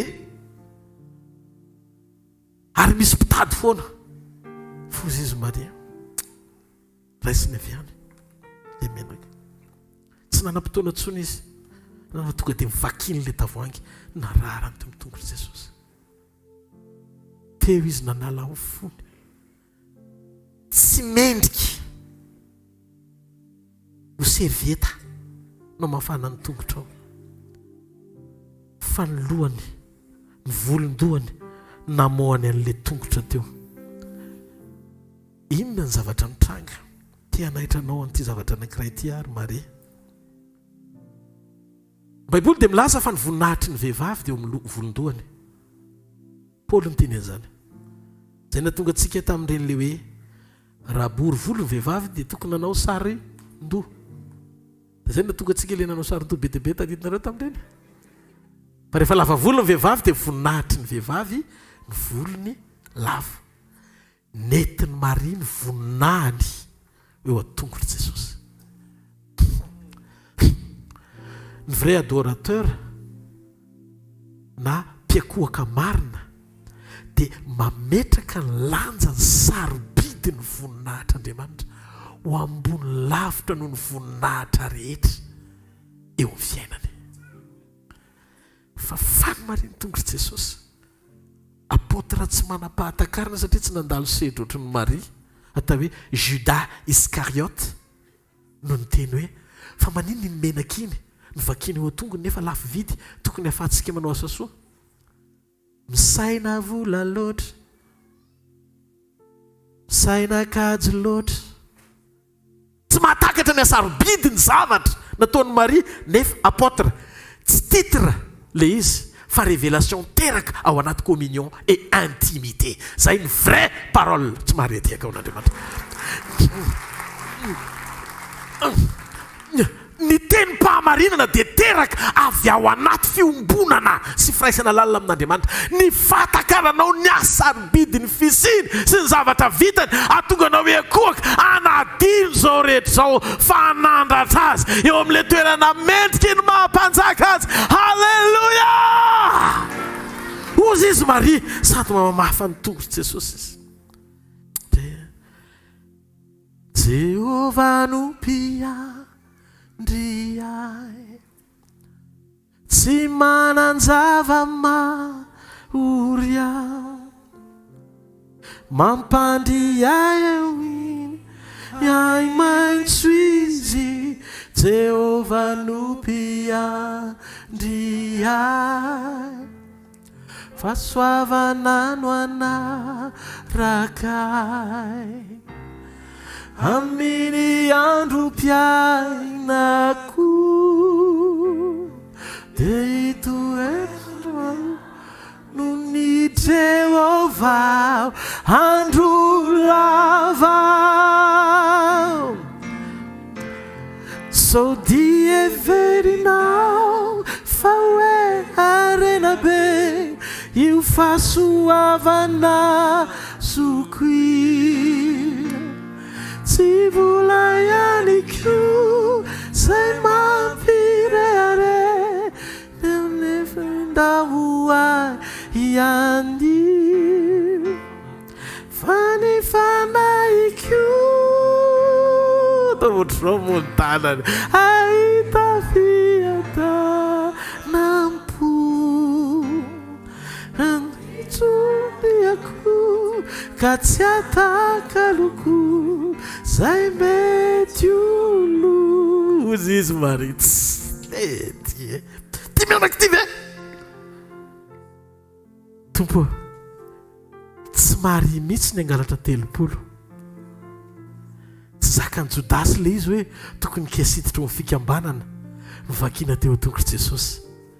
Jesosy mahita fitia raha tsy zakany Jodasy resa-bola masiso ery tsy takatry ny sainy akory ny asarobidy ny fanomezana vokatry ny fitiavan'Andriamanitra izay voarainy tamin'ny fisian'i Jesosy fa marinina hita an'izany izay hitany Maria tsy voatery ho angla hitarafan'ny Jodasy azy. Dia hozy ny Baiboly netiny kitapo dia netiny tsoka ianao tsy afaka akaiza zany. Enoy ty teniko ty, enoy izay manatsofina rehetra tsy afaka no akaiza zany ianao raha mbola misy zavatra anankiray manakana amin'ny fifatoanao ka tsy alibra tsara anao amin'ny fiarahanao amin'Andriamanitra. Zesta teknika dory fotsiny na fanompony io ninona. Jodasy ny apôstôly hovidiana fa mamona nanaka anazy tsititra. Zany manto sekoly mampianatra anao zay ho any an-danitra marina.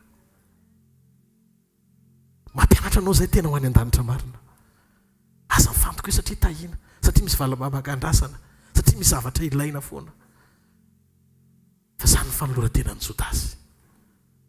Rehefa tonga teo amin'ilay sakana amin'izay Jodasy tsy navela mitoetra iotra tsony hatreo ny farany satria tsy nanaiky ny foran'ny teny sy ny volavolaina isan'andro miaino an' Jesosy foana, mahita fahagagana foana, mandray famantarana foana, fantato tsy connecté, lasa mpanovony devoly zavatra tsy fanao amin'ny fomba ahoana na nilanja sy fahatsarana metrana an' Jesosy eo amin'ny toerana mahamesisy mpamonjy azy fotsiny niaraka taminao isan'andro.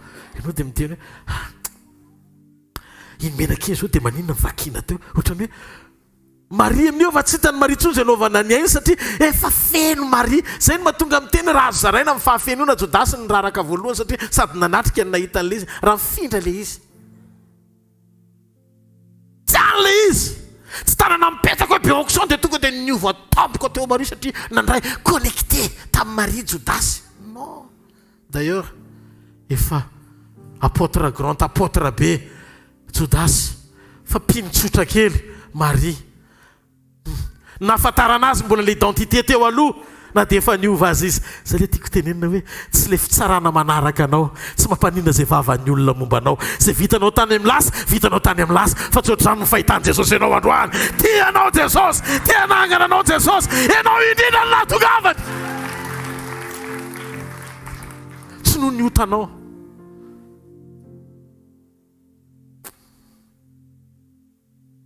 Zany fitiavana zany evero zany evero ny fitiavana ianao fa noho ny fahotanao indrindra ny nahafatesany tonga izy ho an'ny Maria.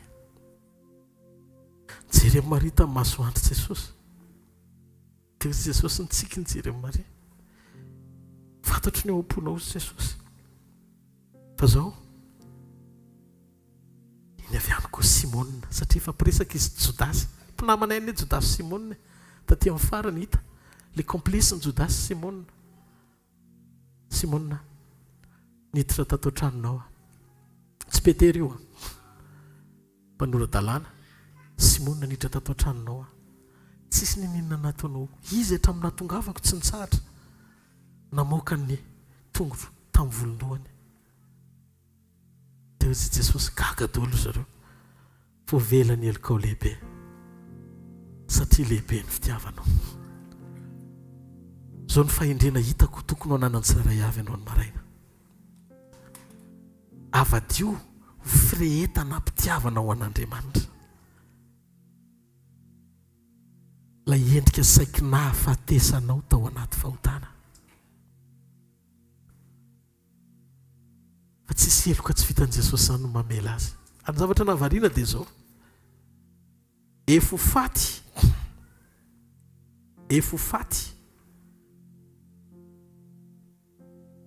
Jesosy amin'io herinandro. Fa ny fanosora menaka an' Jesosy tsy tany am-pasana ohatry ny fomba ny jiosy fa fonombola velona izy dia efa nindraisiny. Zany hoe ny antisipena le fanosorana mba hanafainganana le fahafatesana. Satria raha ndrasako faty izy vao mahela velona tsy mety maty izy. Reto tsy manam-pahatakarana fa mariny solontenan'izao tontolo izao naneho fitsaoana sy fakasitrahana lalina an'Andriamanitra. Livreny Maria ny tao am-pony izao tontolo izao an'Andriamanitra. Ianao mbola tsy manandrana fisaorana koa rehefa vitan'ny Maria ny aza ny ianao. Izy mpanota efa nyteny ohatr'izao mihitsy nomendrika eo anao fa ianao ny mpamonjinay. Sady teo izy nygogogo ny tomano misy zavatra be eo anatin'ny Maria fa tsy hainy namoaka an'ilay izy fa tany amin'ny fihetsikana natanterahany an'ilay izy. Rehefa tena resin'i Jesosy Maria tsy hita intsony izay atao. Tsorako Maria ny tongony eny. Tsy hay intsony bizoa amin'ny tongotra ve, ranomaso ve. Tsy hay intsony fa nifangaro teo ny menaka manitra sy ny ranondelo. Fa amin'i Jesosy tsy zavatra ny tongony mitakosina ny hitany fa ny abelany ao am-po eo am-panaovana ny jereny. Menara manitsika fonao an'Andriamanitra. Menara manitsika fonao an'Andriamanitra. Ataovy tsapanao ny asaribidi ny fitiavany. Tsy fampijeren'ny olona amin'ny fanompona. Lalana misotra makany an-danitra. Ny eto vita ihany. Fa ny ankoatry ny eto le tao hoe mandrakizay miandry ianao. Aza mamita tena fa taro ny tokony atao fa nomeny fahendrena ianao amin'ny alalan'ny fanahiny. Amen.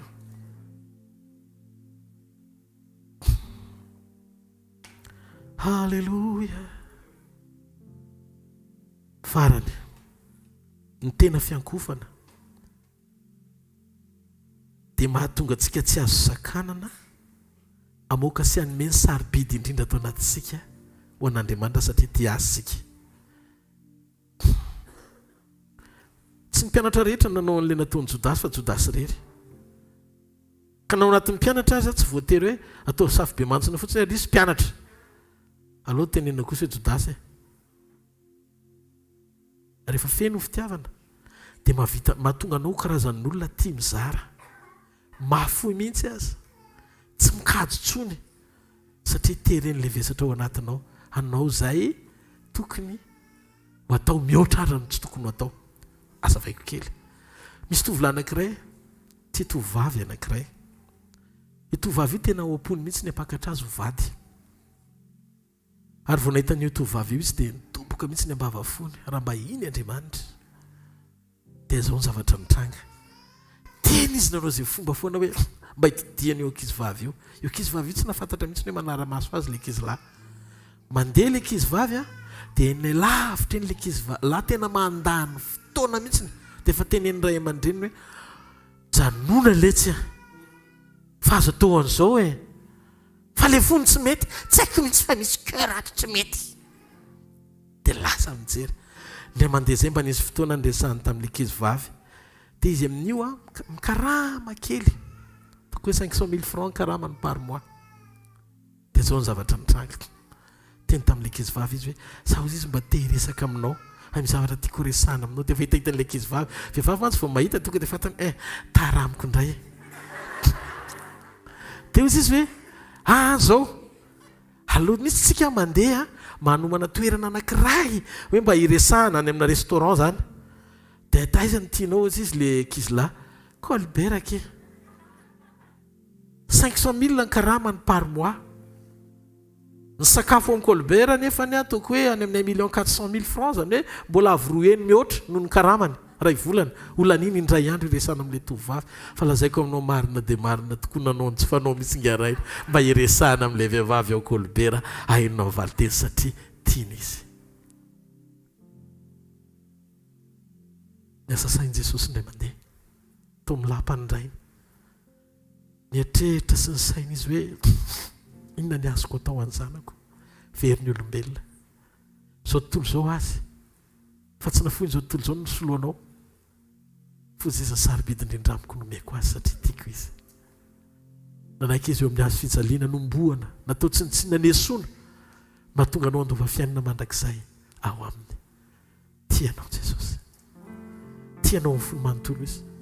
Fitiavana tsy tambazana aza vela isy fisainana hafa ao anatinao ijorosibahana ka antom-pisiny ny fanomponao akoatry ny fahalalanao fa tianao izy ary amaly ny antsom-pitiavana ianao. Fitiavana azy marina amin'ny fotsisy kilema amin'ny fanekena iaina amin'ny fiainam-pahamarinany, ny fiainam-pahamasinany anehoany vonahany. Izany ny andrasany amiko sy andrasany aminao. Mitsangana amin'ny toerana misy ianao. Tia ianao tombo,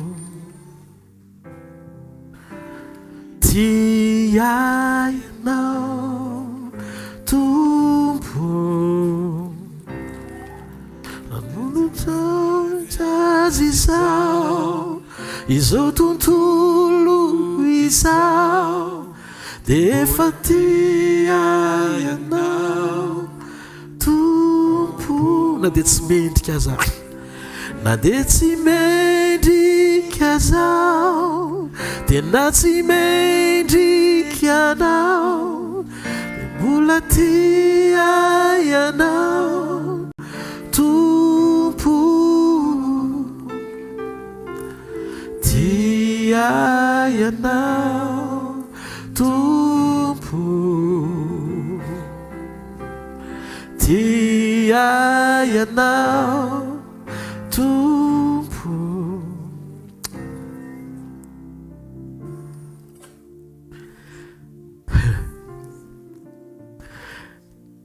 Tia misy fitiavana anankiray hozaraiko aminao, fitiavana tsy manam-paharoa, fitiavana tsy voalanjalanja ara-pihetsepo,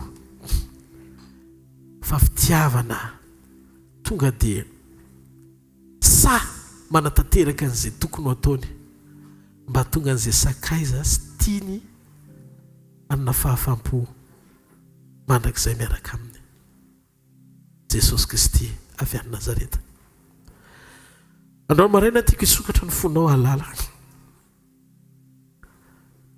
Aza vela isy olona anankiray eo amin'ny fiainanao ka ataonao sarobidy noho ny fitiavanao an'Andriamanitra ka hanadinonao azy.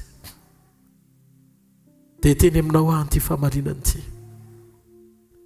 Amin'ny fotoana anankiray ny olona rehetra mety mandao. Rehefa tsy tiany ny zavatra ataonao dia afoiny ianao.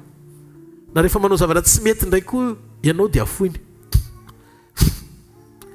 Fa ao anatin'ireny ady rehetrarehetra ireny misy anankiray mijery ianao ary onena izy tianeo fotsiny mitsotra izao tsisy tambiny hoe misy famindrapo vonona ty amiko, fa makanesa ty amiko, mba hisy amelako anao. Misy fotoana ianao na ianao raha tsy mahavita mamela heloka ny tenanao no ny fahadisoanao be loatra, fa amin'ny fotoana iny izy mitodika mijery ianao izay tsy hainao avela haindrako fafana fa miverena amiko ianao. Amin'ny fotoana vao manomboka miverina ianao misokatra ny masonao mijery hoe Jesosy tena diso teo anatrehany lanitra sy teo anatrehanao. Raha mitokony ho izy noho ny nataoko dia tsy mendriky ny antsoina hoe zanakao intsony. Fozy izy aminao sady tsy henony akory izay lazainao. Zao ny fiverenanao ny lehibe amiko. Raha voataza ny lavitra fotsiny neninao am-ponao ny amin'ny fahadisoanao dia efa mandeha meloha itsenanao ny famindrapony amienanao sy ampiditra anao ho ao an-trano. Jesosy zany tianao ny fitiavana mandrakizay izy. Zany nampahareta ny famindrapony tamiko sy taminao, ahafahanao manatsipahatsapahana eo amin'ny toerana misy ianao io ny alehibe ny fitiavany sy ny famindrapony hananganany ianao. Androany raha izy Jesosy tompo sy mpamonjy ny fiainanao manokana miavana aminy androany maraina. Ataovy izay nanao fahatsapana fa tsy mitovy amin'ireny rehetra izay teo amin'ny fiainanao dia nandao anao reny izy, fa ilay tokana sady tsy andatsa anao mamelatra ny tanany eo anoloanao miteny hoe anaka miverena amiko fa hiverina aminao aho, ary miverina amiko ianao dia aoriko indray. Dia soroko lavitra eo amin'ny fiainanao ireo tontolo paratsiana rehetra miainanao hatramin'izay, fa asehoko anao ny lanjan'ny fitiavako dia ny anaporofoko aminao, fa rehefa tianao aho dia tianao hatramin'ny farany. Jesosy rehefa mivoady fa tsy andao anao aho dia tsy andao anao mandrakizay izy, ary ho fiainantsika foana izy. Androany maraina andaontsika anao vavaka hiteny amin'i Jesosy androany fitopon'ny foko sokafaka eto anatrehanao androany. Hoentiko ny fiainako rehetra eo an-tongotrao. Anao tahaka ny Maria androany Jesosy. Eo an-tongotrao no misy fiainana. Tahaka le olona 420 manodidina ny seza fiandrianan'Andriamanitra nanipy ny satroboninahiny eo an-tongotrao. Tahaka ny Davida nanadino ny mahampanjaka azy, fa nesolo le akanjom-boninahitra, fa natsiary tampoka teo am-pandihizana izy. Le toerana nitsimponanao azy teny ampiandrasan'olona. Jesosy tena tsinitsinina ne zay. Tena tsinitsiny zay raha tsy ianao. Zany no mahatonga anay tsy zavatra Jesosy eto ambonin'ny tany hanatakalonay ny fitiavanao zany mandrakizay. Tsy zavatra na voninahitra, na arena, na fiainana, na fiadanana, na fifaliana. Zao rehetra hitany masona izao Jesosy tsinitsiny zao rehetra zao raha oharina fitiavanao anay. Mandrakizay nay mihitsy ny etoanao Jesosy. Afany miombona amin'ray, afany miaina mandrakizay. Tsy ho voavidy mbola makareny zany miakohaka izay. Nao amin'ny sainay fotsiny azy eo an-tongotrao, eo amin'ny seza fiandrianana manaiky Jesosy mahampanjaka anao mandrakizay. Mankasitraka androany. Fa isan'ny nasaina eo amin'ny latabatra izay. Arozy ianao hoe ho avy ny andro izy ianao.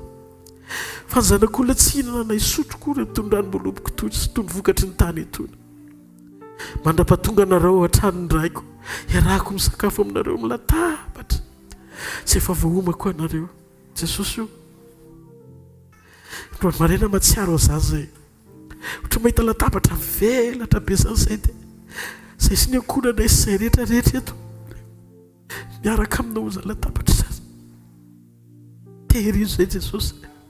Tehirizo ny fanolora tenanay, tehirizo ny fonay, tehirizo ny ao anatinay. Tena hiaina tanteraka. Atsapa ny fahafiloza fitiava zany.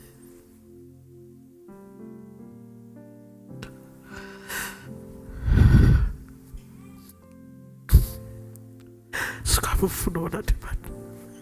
Engavy anao tianao Jesosy.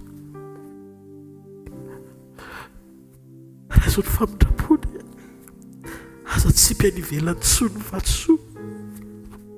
Aza miaina amin'izay tontolo tsy tanteraka na mampalahelo azy intsony. Manomeza fifaliana azy. Teneny izy hoe manomboka androany ny safidiko dia iray tanteraka aminao.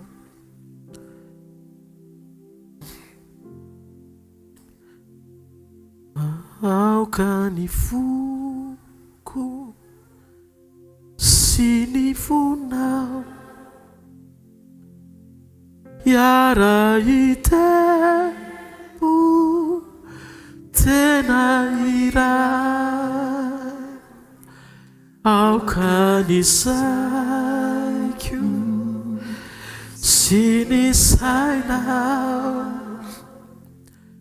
iray safidy mandrakiza. Jeso malalo pamonjy soa indrony aiko raisoana velokanompo velokano vonoko anao zay sitraka. Jesosy tompo tamin'ny alina zay namadihana azy dia nandray ny mofo izy. Ary rehefa niraisy ny mofo teny vakiny, nisaotra izy hoe tia ny tenako izy izay vakina ho anareo. Zao nataovy ho fahatserovana misaora azy.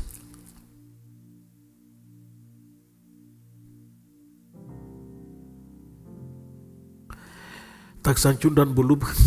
Hoy izy tao amin'ilay kaopy izay niraisy nisy ny ranom-boaloboka hoe tia ny rano fanekena vaovao izay nalatsako anareo fa mialana ny fahotanareo. Fanekena vaovao sady mandrakizay tsy miova aso ny fiainam-panahinareo ananareo fahatsapana ny herin'ny famelan-keloka. Efa nitondra ny fahadisoanao izy, efa nile fonina noho ny fahotantsika izy, efa ny fantsihana sy natao tsinitsinina izy. Latsaka andrany ho mari-panehoana fanamarinana mamaim-po no takalonota voavela vokatry ny fiverenantsika sy faneketsika ny ombona aminy. Tsarovy ny asaribidin'ny fiainany zay asio mikapoaka tamin'ny nandatsahany-drany. Fanaovinanao vintsika mihinana ny mofo sy misotro mikapoaka dia manambara ny nahafatesan'ny tompo mandra-piaviny misora azy.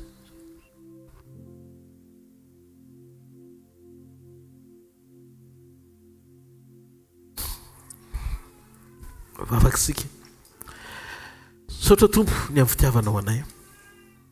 Feno zay Jesosy, tena feno zay. Feno zay amin'ny teny, feno zay amin'ny fiainana, feno zay amin'ny fahafenoana avy aminao Andriamanitra. Okany tsara avy zay nisitraka an'izany androany. Iaina sy anapatsapan'ny asaribidin'izany eo amin'ny fiainana. Araka ny teninao hoe ro tontolo tsy nambolena ao anatin'ny ity vatanay ity Andriamanitra. Androany dia ongotany izany. Ro vesatra rehetra mangeja amin'ny fonay hoe sorony izany. Ro zoga amin'ny faratsiana rehetra mitambesatra eo amin'ny fiainanay dia ho alanao izany. Satria tianao izay, feno anao amin'ny fiainanay, ho anao voninahitra mandrakizay. Amen dia amen. Dia afa maveo an'ny tompo mahazo toerana vetivety.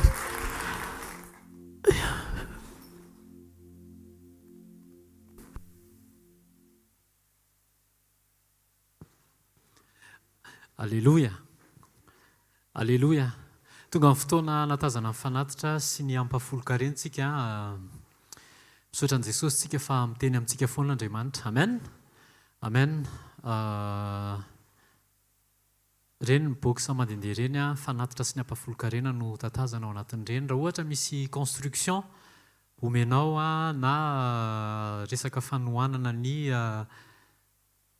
radio dia ataovy anaty valopy dia asivy soratra arak'izay ametrahan'i Jesosy ao am-ponao dia arotsay ihany ho voninahitry Jesosy rery ihany. Tahaka izao manaraka izao ny programantsika eto amin'ny asa fanompona. Amin'ny latsinainy dia sekoly tahaka ny mahazatra.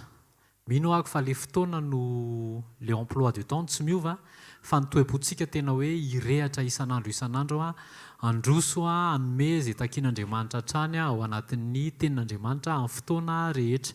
Sekoly latsinainy sekoly fanasitranana amin'ny 7 ora ka hatramin'ny 8 ora sasany Shoprite Analakely deuxième étage araka n'io zavatra mivoaketsio. Alatsinainy sekoly fanasitranana amin'ny 7 ka hatramin'ny 8 ora sasany Shoprite Analakely eo ampitan'ny lycée Jean-Joseph Rabearvelo, deuxième étage. Talata sekoly famana olana.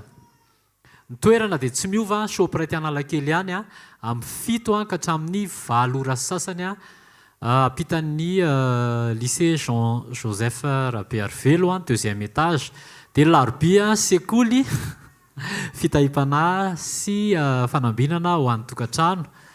Alléluia. Toerana dia mbola tsy miova ihany ao amin'ny Shoprite Analakely deuxième étage ampitan'ny lycée JJR. Alléluia.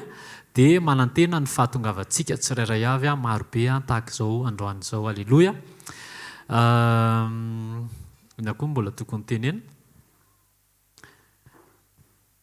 Ny programa azoma amin'ny herin'ny omaly dia amin'ny 4 eto amin'ny trampokon'olona Analakely. Amin'ny 4 zoma fanotronana eto amin'ny trampokon'olona Analakely asaony namana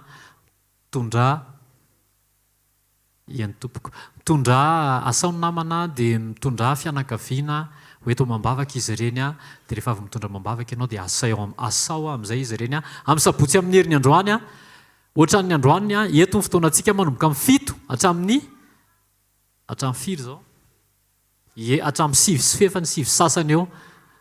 Amen. Manarakarak'izay mikasika an'le fanomezana ho any amin'le toerana fitezana zazakamboty dia miampy ny précision fanamariana cahier 100 page na 200 page na 100 page sy 200 page raha misy terem-panahy ho an'ireny zazakamboty ireny dia afaka mitondra an'izany dia manatitra an'izany na eo amin'ny accueil na omena an'ala izy dia omeko an'le tompon'andraikitra ao amin'le fitezana zaza kamboty. Hoy izy ny tenin' Jesosy manao hoe izay ataonareo amin'ireny madinika ireny no ataonareo amiko. Amen.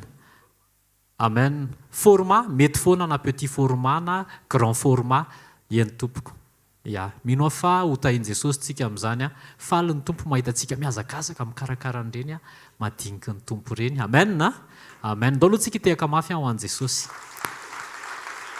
Ainjiro etsy amin'ny retsy box retsy ny tananao fa tsy aty. Dia ndao tsika hivavaka ho an'ny fanatitra sy ny ampahafolon-karena. Ray amin'ny anaran'i Jesosy mankasitraka anao zay. Misaotra Jesosy fa ianao no nanombianay hery avory arena, avy aminao ihany Jesosy no nanombinanay, anomezanay ho anao sy anomezanay anao ny ampahafolony amin'ny zavatra rehetra izay anay.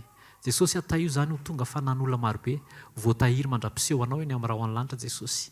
Amin'ny anara maherin'i Jesosy Kristy avy any Nazareta.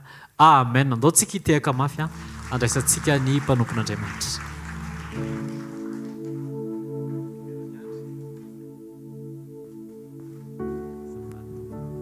Alleluia. Ndao tsika eraka hitsangana ankasitraka an' Jesosy ny amin'ny teny ny amin'ny rany izay nikiriana ao anatintsika. Jesosy mankasitraka anao zay fa niteny taminay ianao androany, misaotra ny amin'ny fanitsina, misaotra ihany koa ny amin'ny nafahanay ny sitraka ny ranao sy ny tenanao zay mikiriana tao amin'ny fiainanay, mikiriana tao anatinay Jesosy. Alleluia. Mikurina natiko ao, manome fiaina baovao, afaka reutako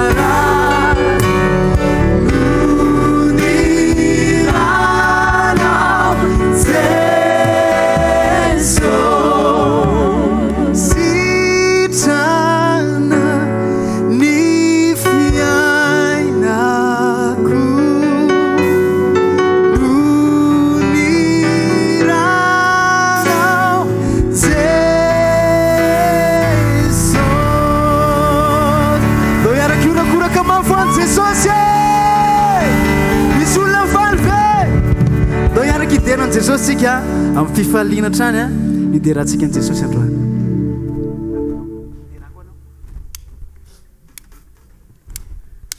Aiza le tanantsika ho an' Jesosy, tavampony ny tanantsika ho an' Jesosy.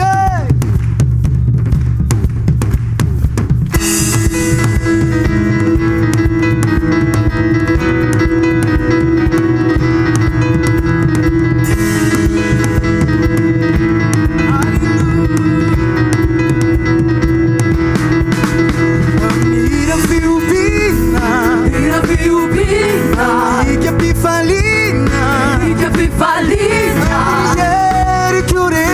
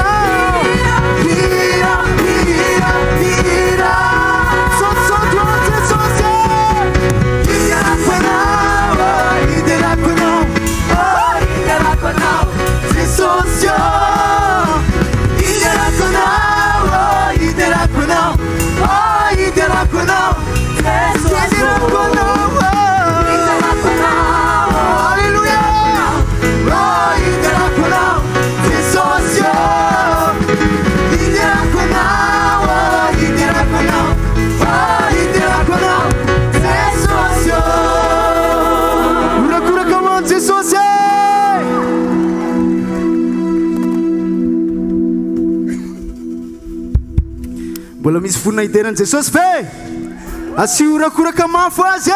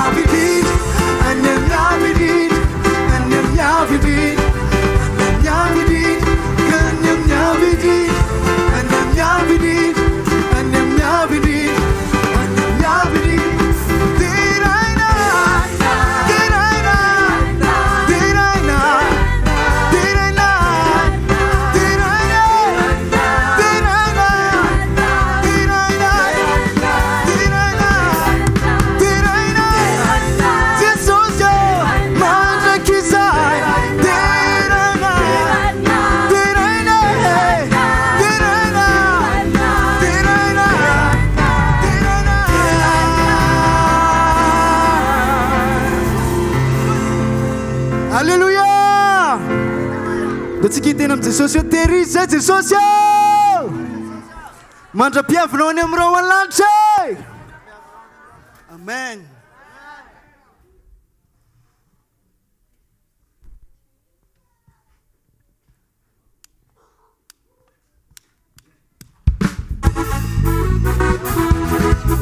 Dia fatanana ho any Jesosy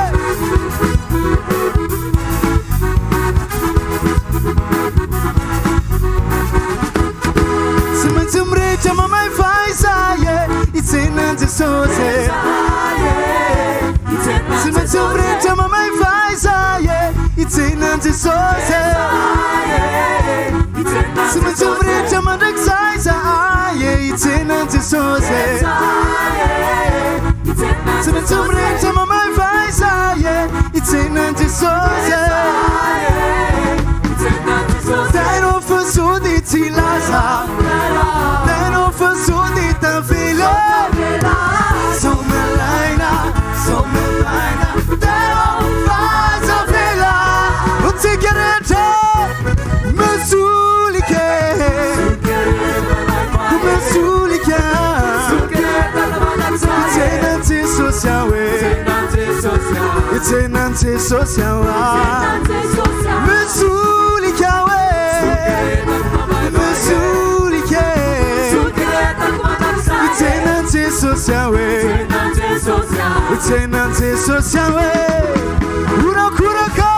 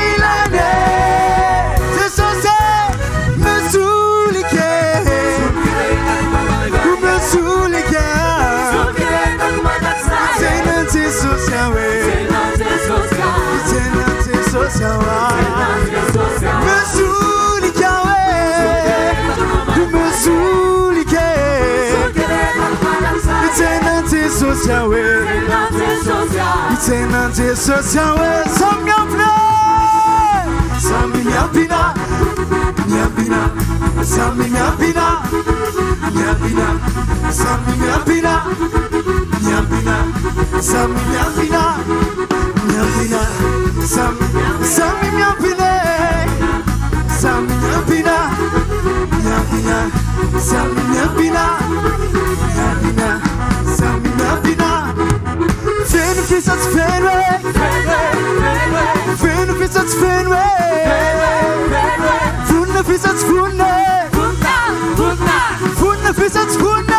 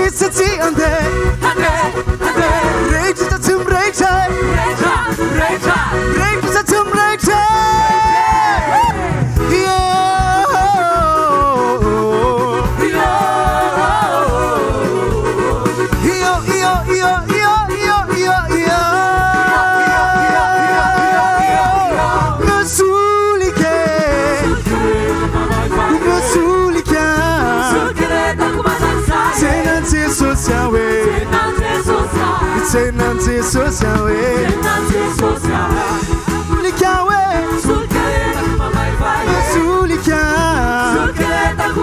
Itsenan'i Jesosy awe Itsenan'i Jesosy awe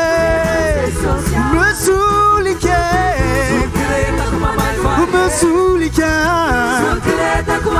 Itsenan'i Jesosy awe Itsenan'i Jesosy awe Itsenan'i Jesosy awe Itsenan'i Jesosy awe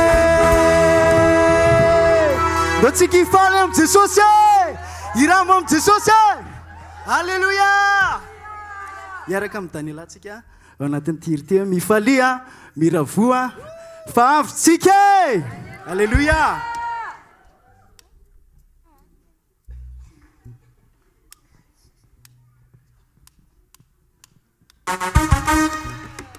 ataovy ambony le tanany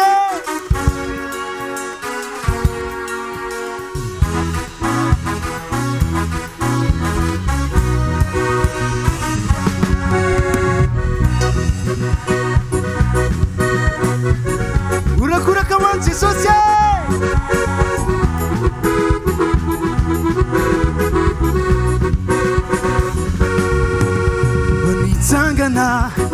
nitsangana na iavy indrindra resy ny fahafatesana ireo fijaliana tsisy nandaitra taminy Jeso mafanavotana tsika izy nanolo tena ianitra mazahotsika famonjena afaka Jesonony amintsitsika mifalie miravoe favitra aetsika tseo ny tananao adoladolao ny lohanao ilay mpanavotreny tsagane mifalie miravoe favitra tsika aetsika tseo ny tananao adoladolao ny lohanao ilay mpanavotreny tsagane mifalianao e favavonjyanao e aza misalasale avoaina mpona fajesona mandresy ny fahafatesanao urakuraka man Jesosy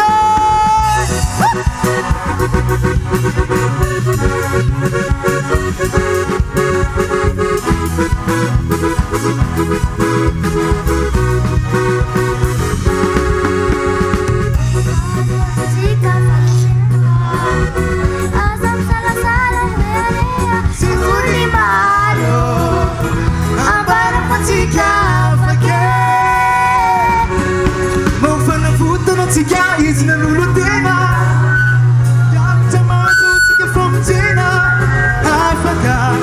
afaka Jesosy namonjetsika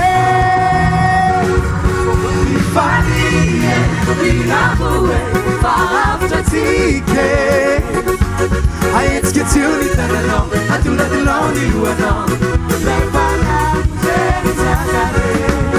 mifalie miravoe favitra tsika aetsika tseo ny tananao adoladolao ny lohanao mifalie anao e mavonjyanao e aza misalasale avoaina mpona fajesona nandresy ny fahafatesanao asa le tanana man Jesosy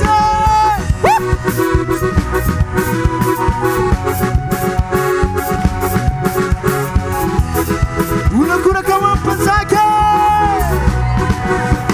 ambumbony le tanana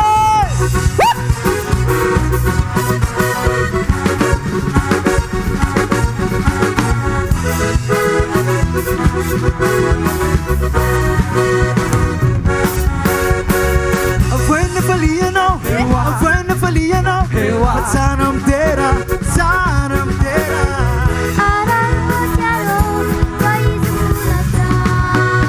mifalie miravoe favitra tsika aetsika tseo ny tananao adoladolao ny lohanao ilay mpanavotreny tsangane mifalie miravoe favitra tsika aetsika tseo ny tananao adoladolao ny lohanao ilay mpanavotreny tsangane anao e favavonjyanao e aza misalasale avoaina mpona fajesona nandresy ny fahafatesanao urakuraka man Jesosy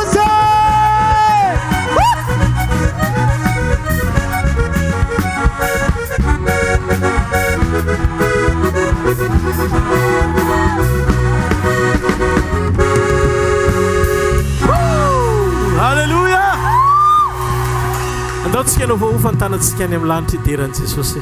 Faly mifona androany Jesosy makasitraka izay afaka nideranao zay, afaka mamy voninahitra anao miaraka amin'ny assemblée zay menaka avy rehetra eto, makasitraka anao zay amin'ny zavatra rehetra. Saotra Jesosy halleluja. Sokafo mifonao androany dia mahatsapa ankasika Andriamanitra ny fiainanao. Ataovy renao mihitsy hoe manam-piadanana miaraka amin'Andriamanitra ianao miala eto. Aza veleo hivoaka ny hevitra tianao nefa mbola mahatsiaro hoe vesatra zany. Ataovy tsapanao hoe nisy anankiray tianao natononao teto dia mahatsiaro ny tenin'Andriamanitra hoe fa ianao no antony ny nofo rehetra izay manam-pofinaina ka manantona anao sy niona taminao marina, dia nahatsiaro fahamaivana ao anatin'ny fony. Mahita nao tsisy vesatra zany miala eto amin'ny anaran'i Jesosy. Raha andehanao any dia ny tompo olo alalina sy ho vody lalanao, mpaompo sy ampandresy ianao amin'ny zavatra rehetra izy. Halleluja. Fa zao ny fanampianany sy fanohanana ianao amin'ny zavatra rehetra izay ataonao. Dia misy favaka anankiray tiako atao akiry ty aloha nisy rahantsika eto androany hoe mbataioe haitondra ny fanahinao ka sy hoalala ampio aho tsy alamy fanatrehanao meu faedrena tsisisike tsy anao angano meu finona marisike andeha ambony rano bataio haitondra ny fanahinao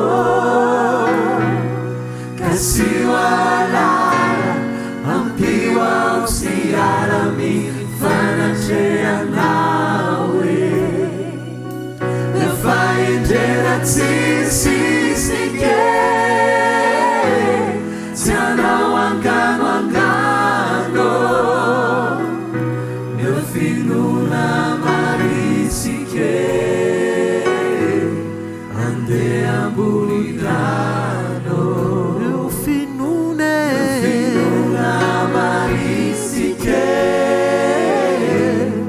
andeha ambony rano meu finuna marisike andeha ambony rano mandroso Jesosio tungaso ianao fa manerana ny fanatrehanao maniry ny fo te hitoeranao kasi hoao Jesosio fa manantenanao fa faraniza ilaiko sy tiako leoanilanao mandroso Jesosio mandroso Jesosio tungaso ianao fa manerana ny fanatrehanao maniry ny fo te hitoeranao kasi hoao Jesosio fa manantenanao fa faraniza ilaiko sy tiako leoanilanao te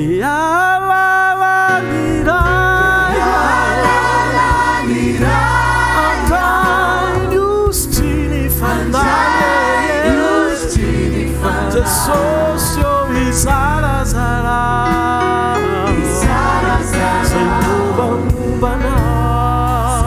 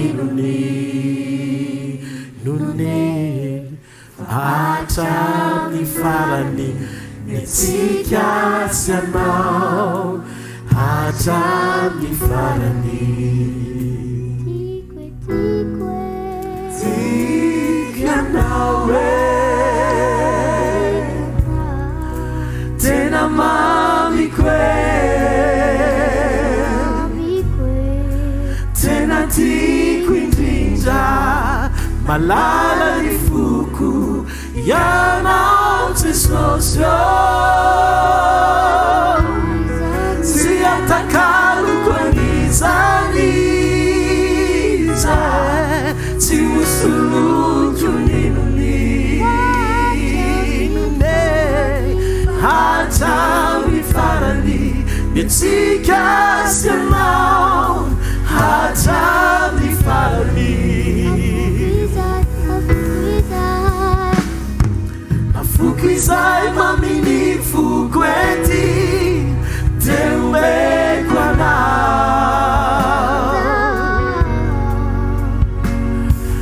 Nawaya sisa tutuluizao Zatiara minau Nafaliao Nala yeluao Tufone nao Nariao Now, Kaiti, our Vivuat, Fanao, and now what I'm Faradi. Get away, send a mommy great. Tenati Kunjija, Malada Nifuku, Yana. Siatakalu kuelizaniza si usulu tuninuni hata mifarani nitika senao hata mifarani hata mifarani hata mifarani nitika senao hata mifarani hata mifarani nitika senao hata mifarani bisutura gana dante hallelujah. Woo! tahnareo ane Jehovah ka iaro anareo. Ampamirapiratra ny tavany aminareo ny Jehovah ka mindra fo aminareo. Anandratra ny tavany aminareo ny Jehovah ka menareo fiadanana. Amin'ny anaran-dray sy ny zanaka ary ny fanahy masina. Amen. Nandaotsika izaha fampizara fahasoavana tsikitsikiana be mihitsiny no fahasoavan' Jesosy androany fa fahasoavan'Andriamanitra amin'ny maty izao. Fahasoavan'Andriamanitra. Alleluia! Veloma tompoko!